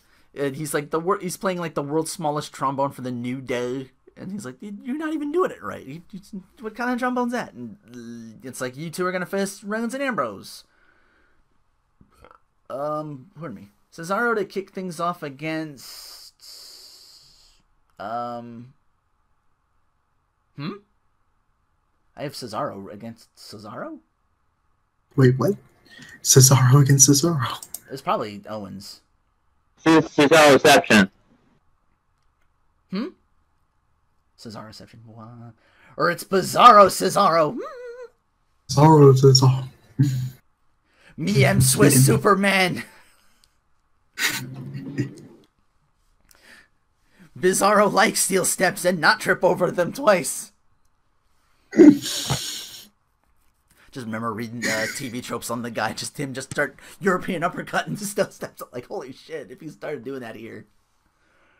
I didn't really cover this that much, honestly. I meant to mention this last week, but I think Stardust is eyeing up Cesaro because they're going to be doing a thing. Because last week there's like him Stardust holding a sign with called Stardust section, and it's him and his henchman looking on.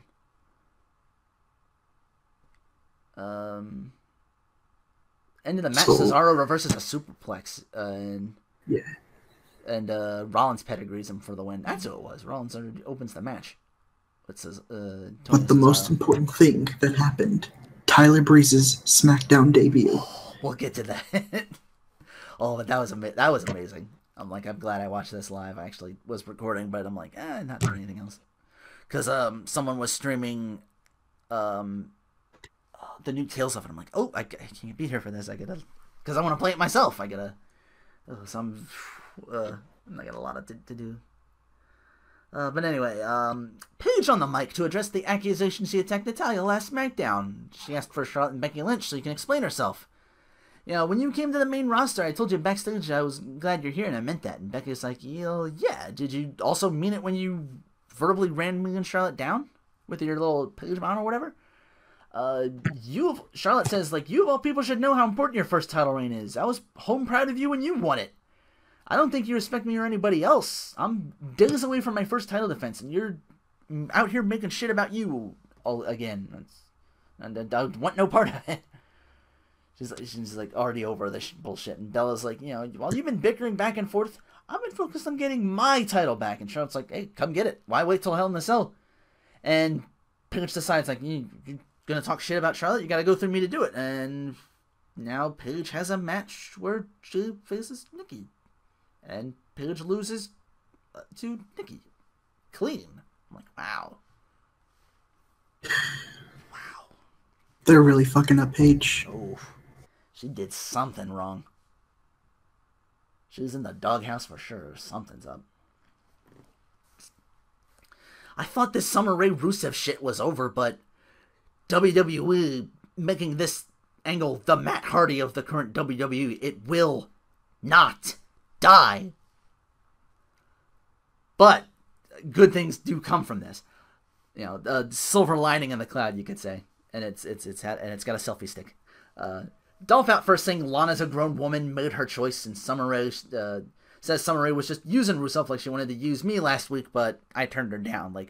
She was there was a weird match between Rusev and it was Rusev and Ziggler, and Summer Rae was the guest referee, and of course she pretty much screws over Rusev in that match. Fast counts Ziggler, and she's like, yeah, now that I'm done with Rusev, you want to, and Ziggler pretty much shoots her down. She's like, yeah, I'm not getting back into this shit. And run, Ziggler, run. I'm like, okay, good. But I'm like, oh. And now we have Miz TV with it. I'm like, oh, this is getting this. It's like now it's one thing that won't leave to another. And Summer's like, and Summer's out here like, I proposed to the wrong man, and I'm out here, but I found someone. And Dolph's like, I'm just not that into you, bro. And Summer's like, you think I've come to propose to you? I found someone new. Oh wait, that's not his theme anymore. It's just, oh my god, it's Tyler, or whatever it is. Anyone who sings their own theme song, instantly a hit with me. Auto-tuned. Oh, it's Yep. Oh, it's amazing. They even let him do the selfie thing. Oh. And of course he's over with the crowd, and he's like, well, clearly I don't need an introduction. Judging by your ensemble, Dolph, you removed the move past 1995. They call me the gorgeous one, the king of Cuteville, the sultan of selfies. I'm like, oh my god, there it is. That's the forgot thing Prince Pretty. The sultan of selfies, Prince Pretty. When I heard my summer ray of sunshine was being mistreated by some uggo, I had no choice but to fly out from my Monte Carlo residence to give you WWE a much needed facelift. So he's out Dolph Ziggling Dolph Ziggler. That makes sense. I'm like, wow, this dude is amazing. I've only seen like maybe a little bit of him here and there on NXT, but I really liked what I seen. And all he needs is the bum wiggle. And I'm like, what is he holding? And I'm like, oh, okay, it's one of those. I had to look selfie this sticks. up. It's a selfie stick. I'm like, oh wow, there's do you need a stick to selfie now? Like, oh, actually, another case of Old Man Rinoa doesn't understand the new concept. Yeah. Well, like, to be fair, have you ever tried taking a selfie with just your hand? Music. They listen to. Have you ever actually tried? And Rinoa, it's really hard. Oh, sorry. What is it? What'd you say? Have you ever tried taking a selfie with just your hand, like trying to get to the right position because like you're either too close or? Oh, maybe it's yeah. I don't have a cell phone that works that way. Mine's just used for like emergency calls and stuff like that. I'm very low tech. But then again, no one will ever know what Rinoa looks like. Which is weird considering all the newfangled shit I have for my whatchamacallit, and I'm having a hard time focusing with it. So maybe there's a reason. Once again, now that Old Man Rinoa doesn't quite understand. Dolph basically calls him like, you lazy millennials these days, and Tyler Breeze apparently just gets set off and he just starts going after him. Like, oh, whoa. I'm like, I guess that's a big insult or something like that. Tyler Breeze, isn't he almost 30? Is he? He looks older than he appears, but I didn't know he was that already up there. I know he was born in '88. He's 38. Like he was born in '88. Oh, like Cena's 38 apparently. I'm like, wow, really?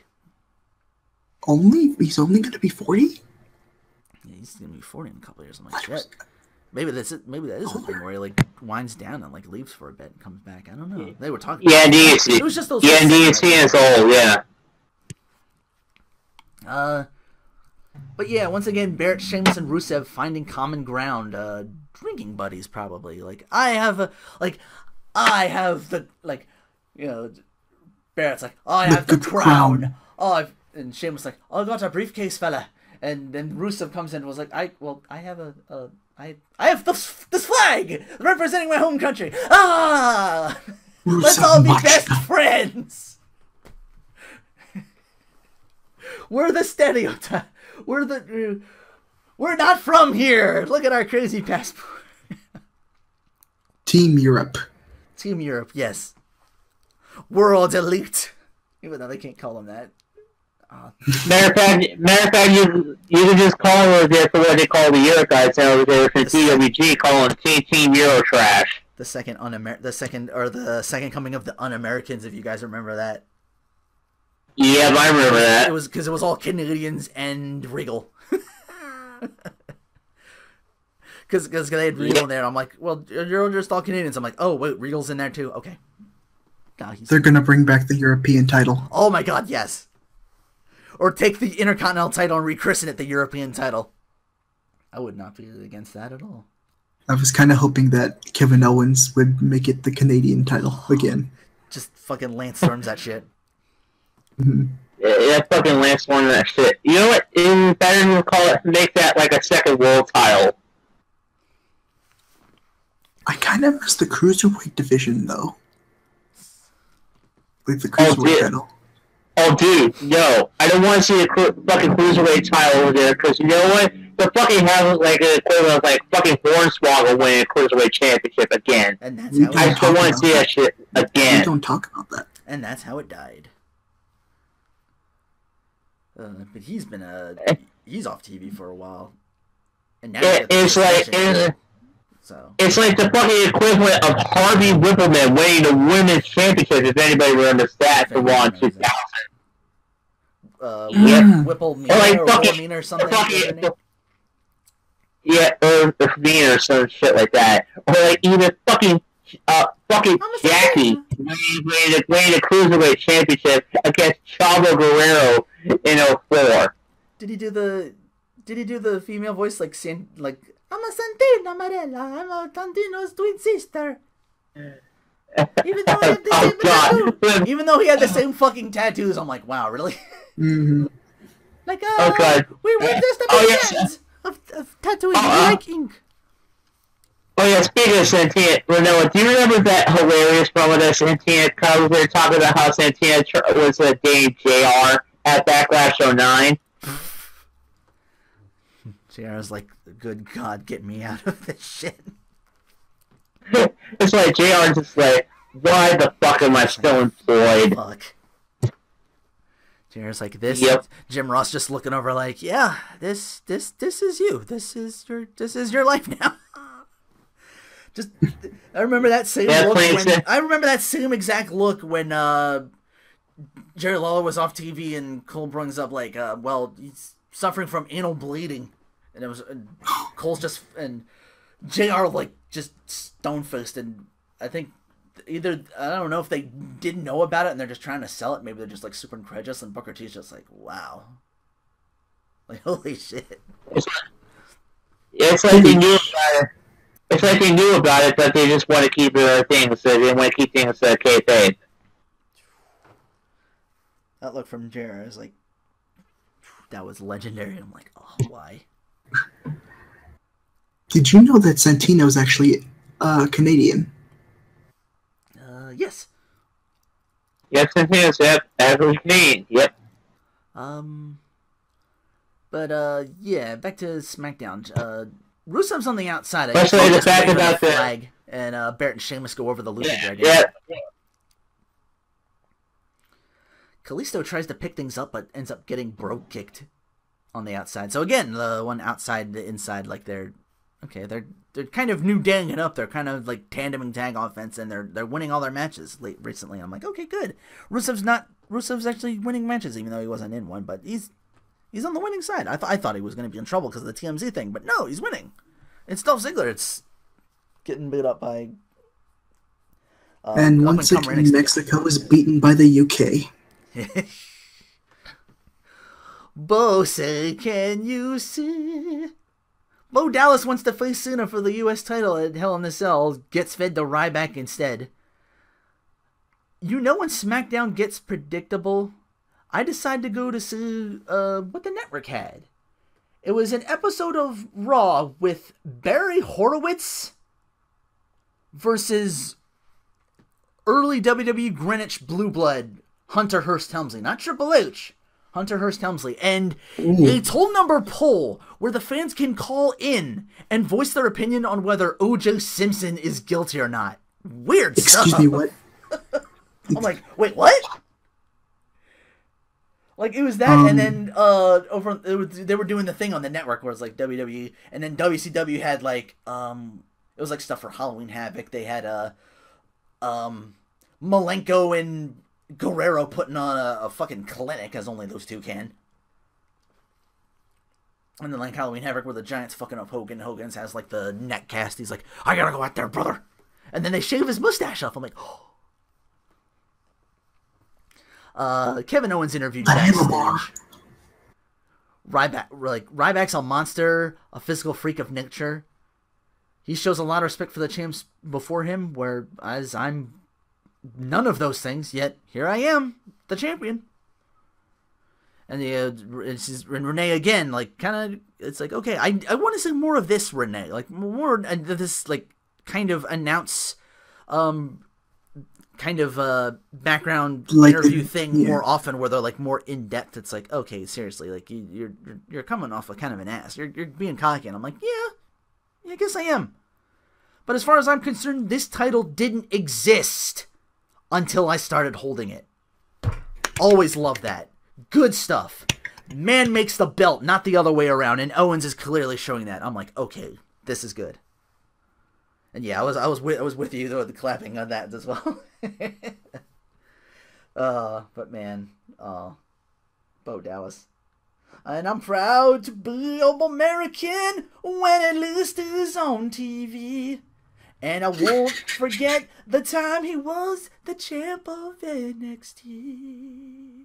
New Day, after a while during the main event, beat a retreat to the back only for the Dudleys to appear and have them back into the waiting finishes of Ambrose and Reigns in our main event, who picks up the victory. Bray with the final word saying, that he can't outrun his fear, and welcomes him to hell.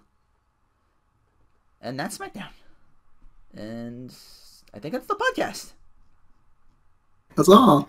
That's all. Boy, what a clusterfuck this was. Actually, yes, for that saying, we kind of started, there. That's podcast statement called the Suplex City Fantasy Draft segment here for here we do our specific top 5 and here we're doing so that's over here for professional wrestling, and this segment over here our fantasy draft this week is our top 5 guys who do promos. Now this is basically people who do promos for all-time wrestlers, so basically you can count in managers as well. Okay. Here, so here, and number 5 guy who also started alphabetical order here, so that'd be me, starting. Best talkers. Wow. My number 5 guy promos is, and this may be controversial for some, but I'm going to go with Paul Heyman at number 5. Of course, but when Paul Heyman has the mic, it's like you immediately just like you shut up and listen. But when it's like constantly going on and on, talking about like being the helper of the conqueror of the 1-21-1 at WrestleMania, or just visually doing ladies and gentlemen, my name is Paul Heyman. That type of shit. It's like Paul Heyman is the absolute mad genius of professional wrestling. It's like there's no need introduction. Paul Heyman, number 5 guy, whoever cut promos for me. So, all right, Renee, who's your number 5? You want to go Rinoa or me? My number 5 goes to Mick Foley. Yep. Just like in any incarnation whatsoever, just because he made you like it's just believability is a big thing when it comes to talking promos, and Mick Foley had that in spades. In Cactus Jack, Dude Love, Mankind, a Foley by any other name. This still cuts a really damn good promo. Alright, good catch. It's like, do you remember that SmackDown was there they had in 2000 where the Mankind got the shit beat out of him? It's like talking to Triple H, it's like, I cannot beat you over here in my current form. And then all of a sudden, he does the shirt reveal, and he's Cactus fucking Jack. That shit was amazing. So Triple H selling it was amazing too. Like, okay. Because he's been in the ring with Cactus Jack before in early Attitude Era, where he got a pile drive through a table onto the floor. And I think he got beat in that regard. Yep. That's me and Renee. Cactus Jack and knows what he was about, and Triple H is just like, fuck. Like, he's just mouth open, eyes wide, like, oh my god. Alright, so Vexpir, who is your number 5 guy who did promos? Well, my number 5,000 is Brock Lesnar. But my number 5 is Oh my god, I just had it at the top of my head too. EC3. Yeah. EC3 for TNA. Wow. Yeah. I'm not gonna lie. He can talk. Even as Derek he can be a I thought spoiled, but he had plays a something great. going for him. Yeah. He does a great job at being a spoiled brat. Yes. He's the stereotypical number 1%ers. Millennial, he's just feeding the crowd too. And they tell him like you can't wrestle. And he's like, I disagree. You can't wrestle. I'm very good. He can wrestle. I've known him since an NXT, Derek Bootman. And I'm like, okay, this guy looks. And I'm like, wow, this guy's got a great look, great personality. I hope he does well. And I'm like, oh, he's over on NXT. I'm not. And even back then, I was like, wow, their loss is going to be TNA's gun. And little did I know.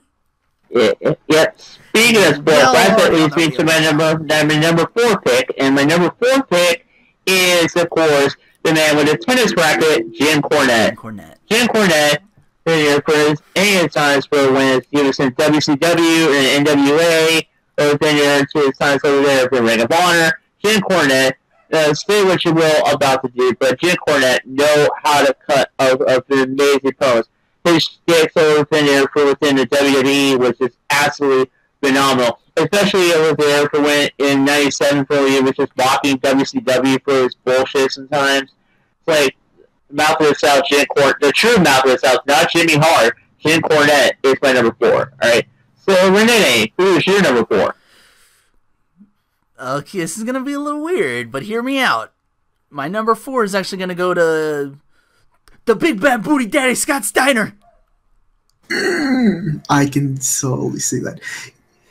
He is great on the mic, but not. How should I say? He's great as an announcer. It's so great. It's so bad. It revolves completely around itself and becomes great. Like he's like as if Sid's like one aspect of the entrance of the talking spectrum, which is like so bad, it's like really bad. Steiner took it in his own as a whole other zip code.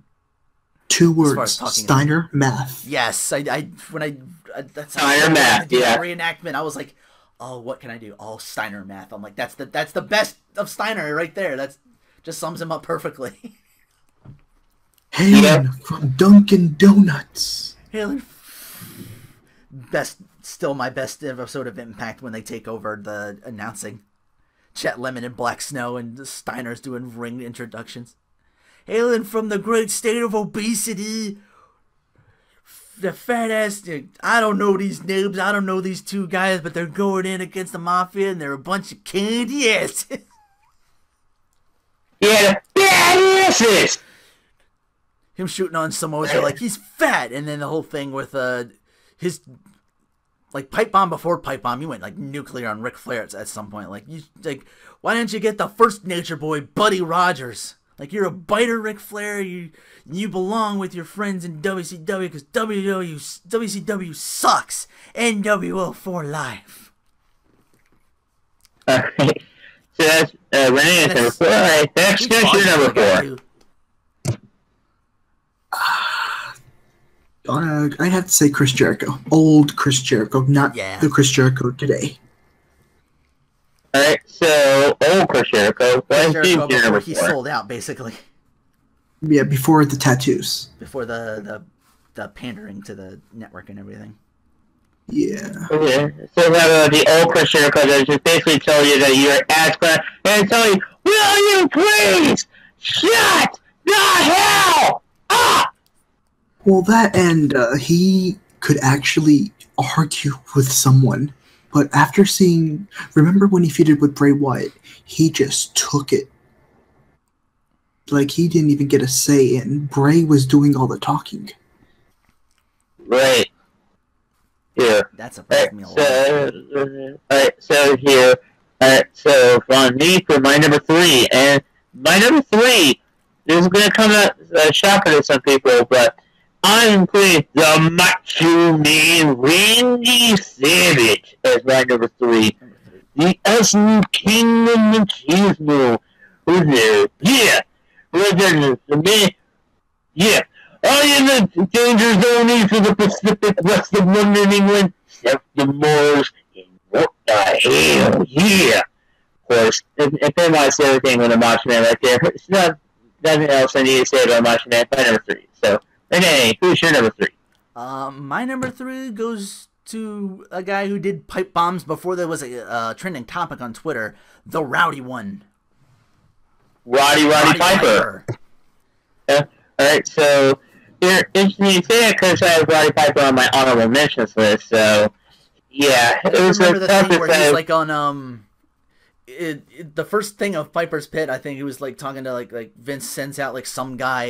This is like Frank Williams, and Piper's just really ribbing, like really just shitting on him. He's just like, I don't know where you're from. I was like, I've never lost a match because I always figured like, hey, the first time you lose a match, you get all that oomph away from you. You're a miracle man. I've never seen you win a match since you've been here. Like, what do you do? And he's like, and Frank was like, I might not win never a match, but at least I'm like, he went out there with like nothing and ended up being like one of the most amazing, most talked about, most controversial segments on WWE, and it spawned all these other, like everybody else after that, like the Piper's Pit started it all. Like now you see like the Miz TV, the Cutting Edge, the Christian, the Peep Show. I almost call it the Christian Cage, but no, that's TNA. The MVP Lounge. Hey, so that's Renee. If you remember Rene Dupree, even he had one.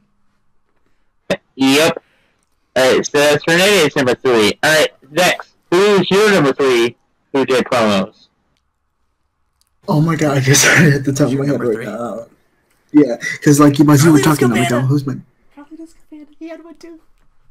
I can't remember Jericho's one name, but I just remember Carlito's Cabana. I'm actually gonna say Bray Wyatt. Huh. Wow. Because here's why. Because I have respect for Bray Wyatt because he said that whenever WWE gives him stuff to read, he throws it in the trash. So everything he says is his own. It's his own thing. Yeah. So yeah, I have respect for him. Oh, I didn't know that. Alright. So let's move on to number 2. My number 2 guy, and it's a really tough time to decide between number 2 and number 1 for the best guy who did promos. And number 2, my second best guy who did promos, goes down to Dwayne "The Rock" Johnson. That's actually my number 2. Yeah. Alright, so basically elaborate on this instead, of course, The Rock over for your really poo candy ass is gonna lay the smack down on you, and then it's gonna take you over there Jabroni Drive in here. Is that I still remember it was a fucking classic. Do you guys remember the fucking promo date was kind of there for before this match over there with Ric Flair, and he interrupted the coach talking about the time the coach had sex with a cow on a farm in Kansas. Oh, his stuff with Coach was amazing. Yeah, especially the one where he did on SmackDown where Coach tried to do the Copacabana. One of the better unscripted things where he fucks up the mic and he's like, plug it back in. And he's like, well, continue, and then he just deals with and then he gets it right, and it's like, all right, it's live. We'll just wing it. And also too, his stick with Michael Cole, which is fucking brilliant. Especially the one over there for where that they had the Rock over there just like tell Mike Cole over there to shut up. Over there, and it had his head covered with the Rock's t-shirt. And that's just it's like the same thing as that promo was there for where the Rock said he was there, he talks trash to the was saying, "Booty poo candy ass, lay the smackdown on you." Yep, that's number 2. Alright, so Renee, who's your number 2 guy who did promos? My number 2 would have to go to the Nature Boy! 16-time World Heavyweight Champion, Ric Flair. Woo! Woo! Funny enough, that is my number 1, honestly enough. Alright, so basically elaborate with Flair, of course. What else is he? He was the kiss dealer, wheeler dealer, Jeff Bryan, never seen Bryan, son of a gun! There, the guy who I'm originated taking my clothes off the tonight, but I'll give you a hello. I'll take your ass to Space Mountain. Woo! Like, I'll sex you all night long. I'm cutting a promo right now. And then I'm gonna get him in the cage. And I'm gonna beat him. And then afterwards, I'm gonna have sex with 2 hot women. I don't care there. Like, even old ass Ric Flair and TNA was still some of the best shit he done. Like, if I die, it's either gonna be on here or on top of a wild woman. I hope it's here, but I'll go either way. I'm like, oh my god. Like, even at that stage, he's still amazing. Like, unscripted Ric Flair is just some of the amazing shit. Yep, ever. Giving an inch, the motherfucker takes 1.5 miles. Alright, so, interesting enough, that Flair was my number 1. Alright, so, Vex, who was your number 1 guy who did promos? Now, don't be mad, but my number 1 guy is actually someone from today. No, my number 2 was The Rock. Oh, that's right.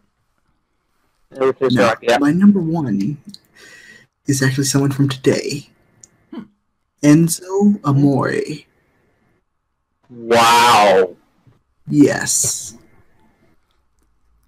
I will stand by that statement. He's got some good promos. That's so shocker right there. I will stand by everybody that else statement. we've had so far. That's. I will stand by that statement. Because Maryland's number 3 is my number 1. I put Macho Man at the top of my list for promos. Because him and Flair's like a very close second. Because him unscripted is pretty decent too, and the stuff he's done with Gene Okerlund really sets that off. Like, now, my opinion is going to be the popular. Do it to me, and I've got this creamer in my hand, and I'm gonna pull out several of them, and your mustache is crooked. Whew, made myself too hype on that one. But yeah, my number 1 is obviously not going to be everybody's.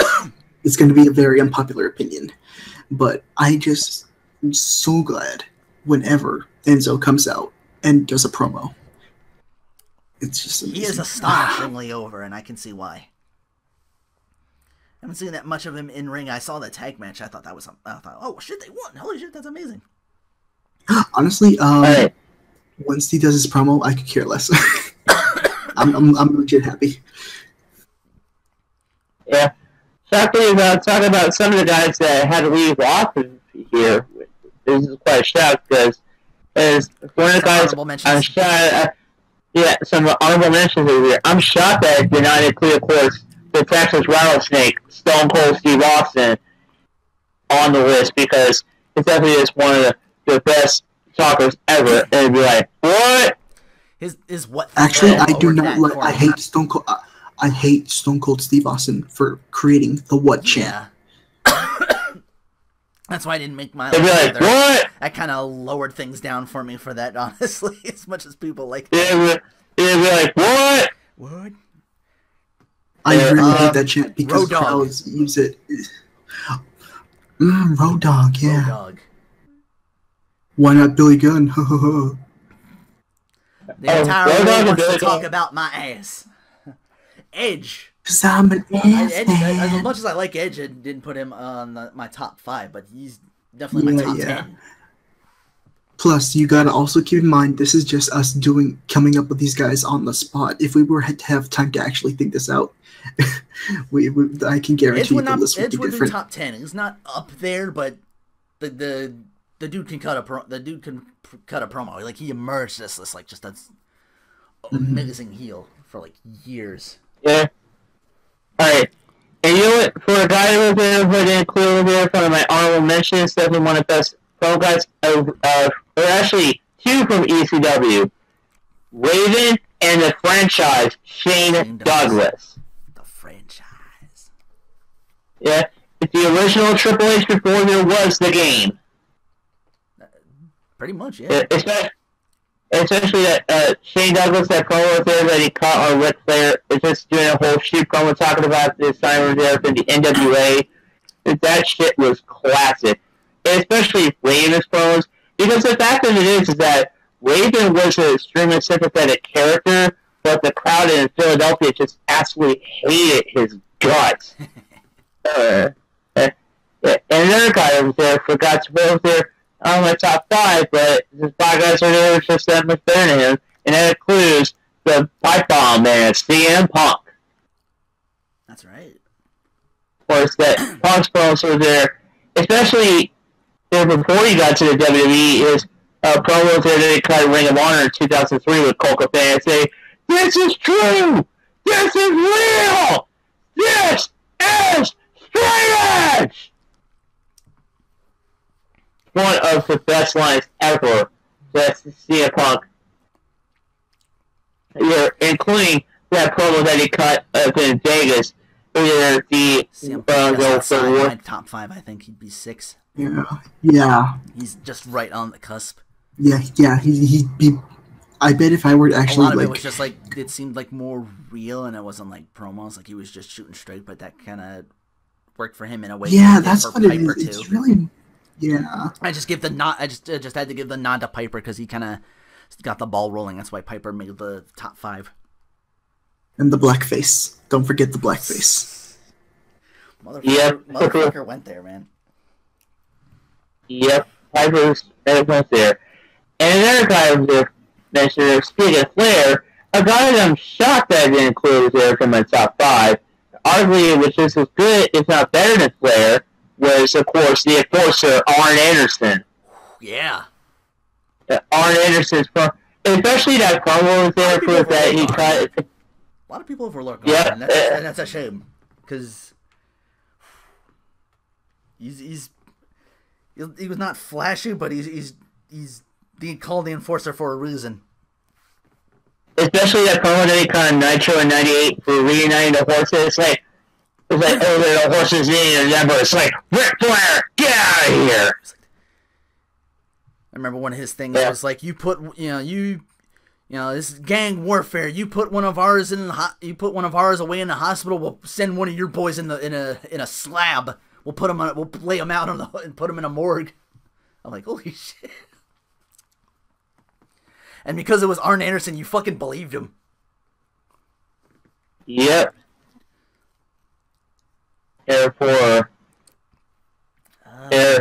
Oh yeah, forgot another guy over there, a legendary guy who can cut promos over there. Like, and he didn't need a Screamer Shout over there to do his promos. And that is, of course, Jake the Snake Roberts. So for when, not talking about drunk Jake the Snake, but kind of the, of course, I can do the fucking the fucking classic promo that he cut over there from Heroes to Wrestling. It's saying it's that, you want to talk 21? I got 22. I got 22. You got Blackjack? I got one of those two. I got 2 of those 2. I'm like, it's the same thing. Yeah, aces and S. I'm like, wait, that's the same thing, isn't it? Yep. That promo over there is like, say what you will about Drunk Jake the Snake, but that over there is still fucking classic in this day for all the wrong reasons. But especially over here for his a promo that he cut on The Undertaker for his match at WrestleMania 8. That promo was fucking brilliant that he cut for Jake the Snake. I can't think of anything off the top of my head. I'm sure there's some, and I'm guessing you guys can leave comments on who you think was like the best promo guys. Yeah, and that officially concludes the podcast. Yeah, thanks for watching. Thanks for watching. Vexpir, I guess you can close us out or something if you want. You're putting me on the spot, man. Or you just want to end it. This podcast is I already said that. This podcast has been brought to you by. Has been brought to you in part by Hogan's Beach. Oh, what's that? I'm just getting word that is now closed. We no longer have any sponsorships. Oh well. Well, Damn it, Rinoa.